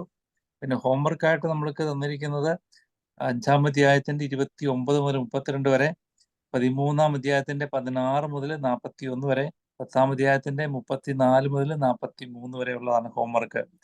അപ്പോൾ പ്രത്യേകം ഷിജുവിന് നന്ദി പറയാം. മനോഹരമായി നമ്മൾക്ക് ഈ ഒരു പ്രത്യേക പഠനം നമ്മൾ സ്പർശിക്കത്തക്ക വിധത്തില് നമ്മൾക്ക് പറഞ്ഞു തന്നതിനെ ഓർത്തുകൊണ്ട്. അച്ഛാ ബ്ലെസ്സിങ് തരണേ. തീർച്ചയായിട്ടും കർത്താവായ ഈശോയെ വീണ്ടും നമ്മള് ഈ വർഷത്തിന്റെ അവസാനത്തെയാണ് അല്ലേ, നമ്മള് ഒന്നു ചേർന്ന് ഇങ്ങനെ പഠിക്കുവാനും ഒക്കെ സാധിക്കുന്നത്, ഒന്നു ചേർന്ന് നമ്മൾ പങ്കുവെക്കാനൊക്കെ സാധിക്കുന്നത്, ഒന്നു ചേർന്ന് പ്രാർത്ഥിക്കാനൊക്കെ സാധിക്കുന്നത് തീർച്ചയായിട്ടും വലിയൊരു കാര്യം തന്നെയാണ്. അപ്പോൾ പ്രിയപ്പെട്ട ഷിജുവിനെയും ഷിബുവിനെയും അതുപോലെ കടന്നു വന്നിരിക്കുന്ന ഓരോരുത്തരെയും, കടന്നു വരാൻ സാധിക്കാതെ പോയവരുണ്ട്, അവരെല്ലാവരും നമ്മൾക്ക് ഓർക്കാം. അതുപോലെ ഹോളി ഹോം മിനിസ്ട്രിയുടെ എല്ലാ പ്രവർത്തനങ്ങളെയും അതിലൂടെ ഈശോയെ പ്രഘോഷിക്കുവാനും യേശുവിലേക്ക് അനേകരെ അനയിക്കുവാനും ചെയ്യുന്ന പ്രവർത്തനങ്ങളെ ഈശോ അനുഗ്രഹിക്കട്ടെ. നമ്മുടെ ഓരോരുത്തരും നമ്മൾക്ക് സമർപ്പിക്കാം. പരിശുദ്ധ അമ്മയുടെ വിമലഹൃദയത്തിൽ സമർപ്പിക്കുകയാണ്. നമ്മൾ ക്രിസ്മസിന്റെ ഏറ്റവും അടുത്ത ദിവസങ്ങളിലേക്ക് കടന്നു വരുമ്പോൾ നമ്മൾക്കും കൂടുതലായിട്ട് ആ ഈശോനെ പ്രഘോഷിക്കുവാനായിട്ട്, രക്ഷകനായ അവിടുത്തെ പ്രഘോഷിക്കുവാനായിട്ട്, കർത്താവായ യേശുവിനെ പ്രഘോഷിക്കുവാനായിട്ട് നമ്മുടെ ജീവിതത്തിലൂടെ പ്രഘോഷിക്കാൻ എപ്പോഴും സാധിക്കട്ടെ. കൂടുതൽ ആഴങ്ങളിൽ അനുഭവിക്കുവാനായിട്ട് നമുക്ക് സാധിക്കട്ടെ എന്ന് നമുക്ക് ഓർക്കുകയാണ്. അതുപോലെ പരിശുദ്ധ അമ്മയുടെ മാധ്യസ്ഥം ലഭിക്കട്ടെ, പരിശുദ്ധാത്മാവിന്റെ അഭിഷേകം നമ്മൾക്ക് ലഭിക്കട്ടെ എന്ന് നമുക്ക് പ്രാർത്ഥിക്കുന്നു. നമ്മളിൽ രോഗികളായിട്ടുള്ളവരെയൊക്കെ നമ്മൾക്ക് ഓർക്കാം. ഈശോ അവർക്ക് സൗഖ്യം നൽകട്ടെ. അവിടുന്ന് വചനമയച്ച് സൗഖ്യപ്പെടുത്തി വിനാശത്തിൽ നിന്ന് വിടുവിച്ചു എന്നാണ്. ആ രോഗാവസ്ഥകളിലുമെല്ലാം ഈശോയുടെ ആ സാന്നിധ്യം അനുഭവപ്പെട്ട് അവിടുന്ന് രക്ഷകനാണ്, അവിടുന്ന് യേശുവാണെന്നുള്ള ആ ഒരു അനുഭവത്തിലൂടെ മുന്നോട്ട് പോകുവാനായിട്ടൊക്കെ സാധിക്കട്ടെ. അത് നമ്മളിൽ കൂടുതൽ മഹിമയിലേക്ക് അനയിക്കുന്നതായി മാറട്ടെ. അവരെ ശുശ്രൂഷിക്കുന്നവർക്കും ഒക്കെ പ്രത്യേകമായി ഈശോയുടെ അനുഗ്രഹം ലഭിക്കട്ടെ എന്ന് പ്രത്യേകം പ്രാർത്ഥിക്കുകയാണ്. തിരുരക്തത്തിന്റെ കഴുകപ്പെടട്ടെ എന്ന് പ്രത്യേകമായി പ്രാർത്ഥിക്കുകയാണ്. നമ്മുടെ ആവശ്യമിഷയുടെ കൃപയും പിതാവായ ദൈവത്തിന്റെ സ്നേഹവും പരിശുദ്ധാരൂപിയുടെ സഹവാസം പരിശുദ്ധ അമ്മയുടെ പ്രത്യേക മാധ്യസ്ഥം എല്ലാം ലഭിക്കട്ടെ, ഇപ്പോഴും എപ്പോഴും എന്നേക്കും.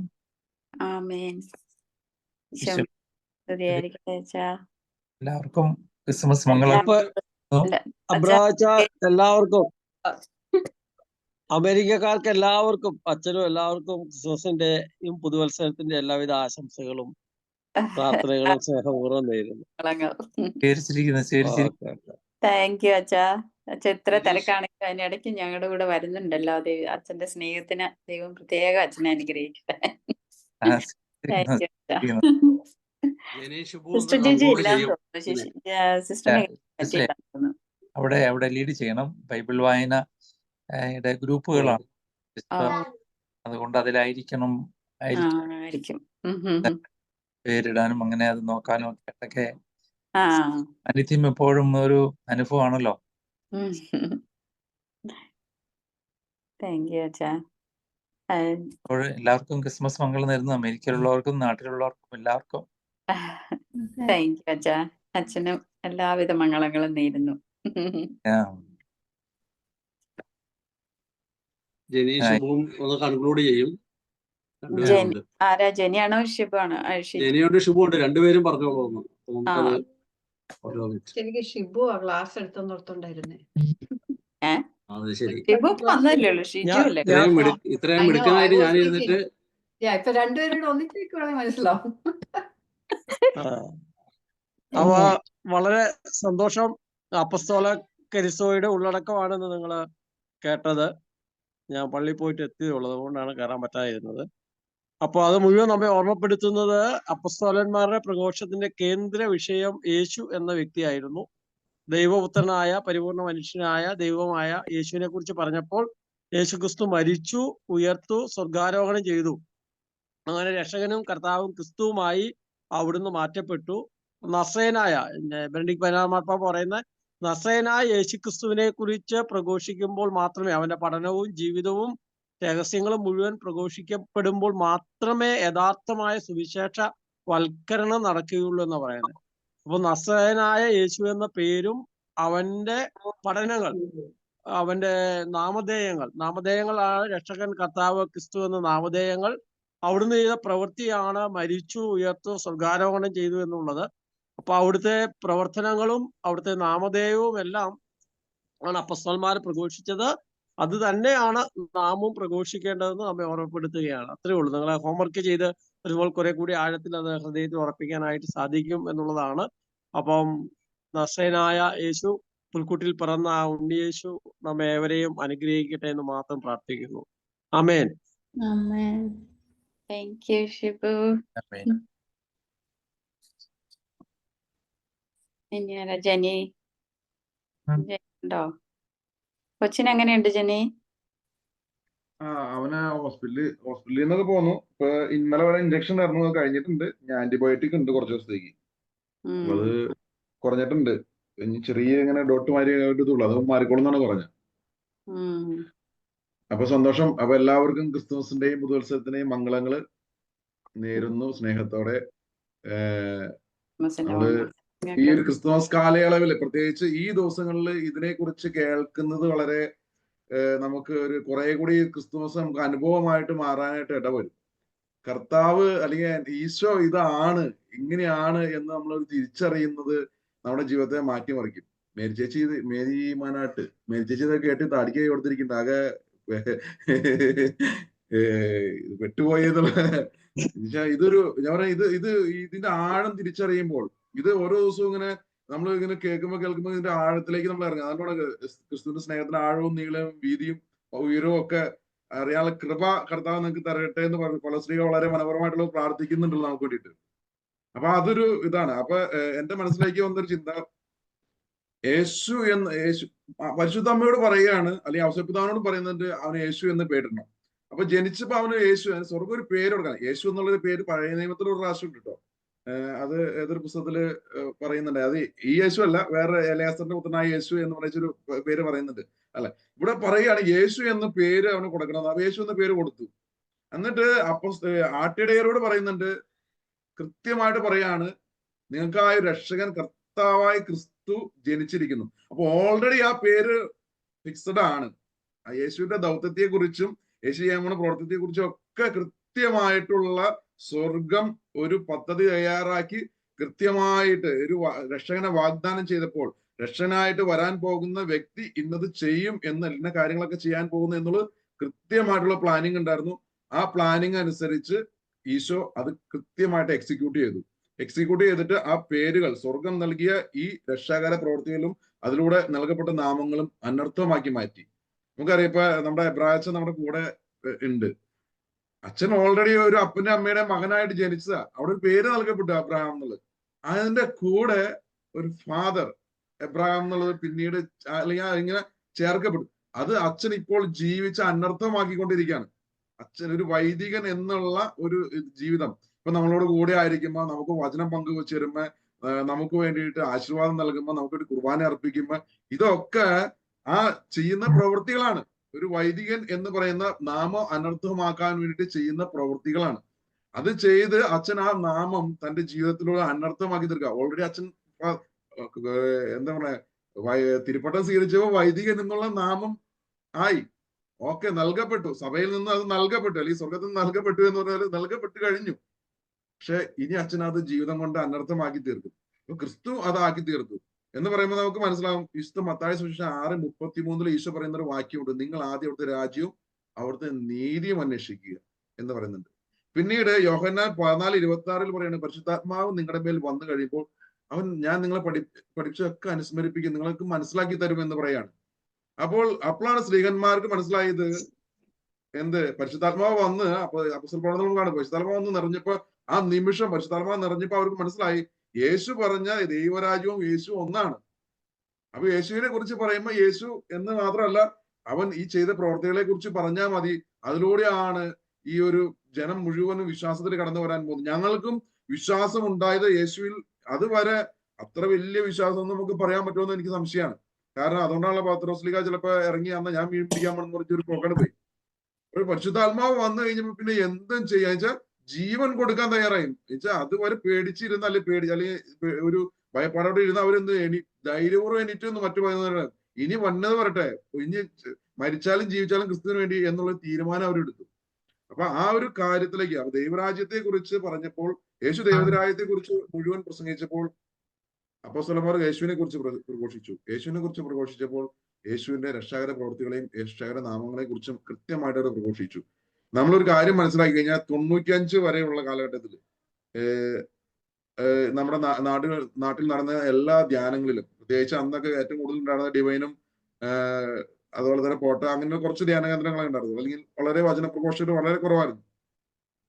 അന്ന് പറയണ്ടായിരുന്ന എല്ലാ ധ്യാനങ്ങളിലും അതിന് ഒരു ധ്യാനമേ ഉണ്ടായിരുന്നുള്ളൂ അന്ന്, പ്രാരംഭ ധ്യാനം. ആ പ്രാരംഭ ധ്യാനം, നമ്മൾ പ്രാരംഭ പ്രഘോഷണം എന്നാണ് ഇതിനെ പറയുന്നത്. ആ പ്രാരംഭ ധ്യാനങ്ങളില് വിഷയം ഇത് മാത്രമായിരുന്നു: യേശു ദൈവസ്നേഹം, പാപം, യേശു രക്ഷകൻ, വിശ്വാസം, മാനസാന്തരം, കൂട്ടായ്മ, പരിശുദ്ധാത്മാവ്, സുവിശേഷ പ്രഘോഷണം, ഈ വിഷയങ്ങളെ ഉണ്ടായിരുന്നു. ഇത് മാത്രമേ അന്ന് പ്രഘോഷണം. ഇന്ന് വിഷയങ്ങളൊക്കെ മാറിപ്പോയി, ഇങ്ങനെ ഒത്തിരി മാറിപ്പോയി. ഷീജർ നിങ്ങൾ പങ്കുവച്ചു. അപ്പൊ അതിലൊക്കെ ഇത് വരണമെന്നാണ് പറഞ്ഞത്. വിഷയം എങ്ങനെ പോയാലും ഇതില്ല എങ്കിൽ ഇപ്പൊ ഷിബിചാരനും പറഞ്ഞു വെച്ചു, സഭ പഠിപ്പിക്കുന്ന ഒരു കാര്യമുണ്ട്, യേശു ക്രിസ്തുവിനെ കുറിച്ചും യേശുവിന്റെ രക്ഷാകര നാമങ്ങളെ കുറിച്ചും രക്ഷാകര പ്രവർത്തികളെ കുറിച്ചും പറയുന്നില്ലെങ്കിൽ അത് സുവിശേഷ പ്രഘോഷണമായിട്ട് മാറുകയില്ല. കാരണം ഇത് പറയുമ്പോഴാണ് വിശ്വാസം മാനസാന്തരമാണ് നമ്മൾ സ്വീകരിക്കുന്നത്. അപ്പൊ കൃത്യമായിട്ട് അത് ആകണമെങ്കിൽ ഇത് പ്രഘോഷിക്കപ്പെടണം. അതുകൊണ്ടാണ് മാമോയിസ സ്വീകരിക്കുമ്പോൾ നമുക്കറിയാം, സിറോമല സഭയിലോ എല്ലാത്തിലും ഏതൊരു റീത്തിലായാലും പടിക്ക് പുറത്ത് എഴുന്നേച്ചവരില്ലേ, നമ്മള് മോണ്ടലത്തിൽ ചെന്ന് നിൽക്കുമ്പോൾ ചോദിക്കും, നീ യേശുവിനെ രക്ഷകനും നാഥനും കർത്താവുമായി സ്വീകരിക്കുന്നുവോ? ജ്ഞാനസ്നാന മാതാപിതാക്കൾ പറയും സ്വീകരിക്കുന്നു എന്ന് പറയും. അവിടെയാണ് നമുക്ക് ഈ പറഞ്ഞ യേശുവിനെ നമ്മുടെ സ്വന്തമാക്കി മാറ്റുന്ന, അല്ലെങ്കിൽ ഈ രക്ഷ നമ്മുടെ ജീവിതത്തിന്റെ സ്വന്തമാക്കി മാറ്റാനാകുന്നത്. അപ്പൊ സഭ കൃത്യമായിട്ട് അത് സഭ പഠിപ്പിക്കുന്നുണ്ട്. സഭ ചോദിക്കുന്ന ക്വസ്റ്റ്യനുകൾ മുഴുവനുണ്ട്. നമ്മൾ ഓരോ പ്രാവശ്യം മിക്കാറും ധ്യാനങ്ങൾ കൂടുമ്പോൾ നമ്മുടെ വിശ്വാസ കൃത്യത്തിൽ നമ്മൾ ഏറ്റു പറയാറുണ്ട്. എന്നിട്ട് ഞങ്ങളെ തന്നെ സമർപ്പിക്കുന്ന നമ്മൾ ഏറ്റു പറയാം. അപ്പൊ വിശ്വാസവും മാനസാന്തരവും നടക്കാറുണ്ട്.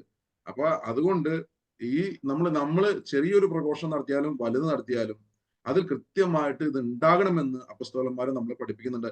അപ്പോസ്തലന്മാരുടെ ഏതൊരു പ്രഘോഷണം എടുത്ത് നോക്കിയാലും അത് വളരെ കുറച്ച് സ്ഥലത്താണ് നമുക്ക് പറഞ്ഞു വെച്ചിട്ടുള്ളൂ. പക്ഷെ പിന്നീട് തോമസ് ലീഗ ഇവിടെ വന്ന് പ്രഘോഷിച്ചപ്പോഴും, അല്ലെങ്കിൽ പിന്നീട് നമ്മുടെ ഫ്രാൻസിസ് സേവ്യർ വന്ന് ഇവിടെ കടത്തീരങ്ങൾ മുഴുവനും നടന്ന് പ്രഘോഷിച്ചപ്പോഴും ഒക്കെ അവർ പ്രഘോഷിച്ചത് മുഴുവൻ യേശു കർത്താവും രക്ഷകനും നാഥനും ക്രിസ്തുവാണെന്നാണ് തന്നെയാണ് പ്രഘോഷിച്ചത്. അതുകൊണ്ടാണ് മാനസാന്തരങ്ങൾ ഉണ്ടാകുന്നത്.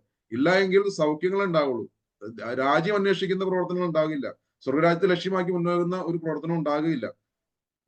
നമ്മുടെ ഈ ലോകത്ത് ജീവിക്കാനുള്ള കാര്യങ്ങൾക്ക് വേണ്ടിയിട്ടുള്ള മറ്റുള്ളവയെല്ലാം കൂട്ടിച്ചേർക്കപ്പെടുന്ന 6:31 മത്തായി 6:31 മറ്റുള്ളവയ്ക്ക് വേണ്ടിയിട്ടുള്ള പ്രഘോഷണങ്ങളും അവയ്ക്ക് വേണ്ടിയിട്ടുള്ള ഓട്ടങ്ങളുമായിട്ട് തീരുന്ന അവസ്ഥയിലേക്ക് ഇന്ന് പോയേക്കുന്ന രീതിയിൽ നിന്ന് മാറ്റങ്ങൾ ഉണ്ടാകണമെങ്കിൽ നമ്മളെങ്കിലും ഇതൊന്ന് തിരിച്ചറിഞ്ഞ് ഇനി ശക്തമായിട്ട് ആരോട് പറയുമ്പോഴും നമ്മുടെ കർത്താവ് ശിവശായിക്ക് സ്തുതിയായിരിക്കട്ടെ എന്ന് ധൈര്യമായിട്ട് പറയാവുന്ന ചങ്കൂറ്റം, ദൈവം നൽകിയ ചങ്കൂറ്റം നമ്മൾ കാണിക്കണം എന്നാണ് എൻ്റെ ഒരു ആഗ്രഹവും പ്രാർത്ഥനയും. അതിനായിട്ട് ഈ ക്രിസ്തു കാലയളവിൽ ആ രക്ഷകനാഥൻ കർത്താവുമായ ക്രിസ്തു നിങ്ങളുടെ ഓരോരുത്തരുടെയും മനസ്സിൽ അല്ലെങ്കിൽ നിങ്ങളുടെ ഹൃദയത്തിൽ വന്ന് പിറക്കട്ടെ എന്ന് ആശംസിക്കുന്നു. ദൈവം അനുഗ്രഹിക്കട്ടെ. Thank you.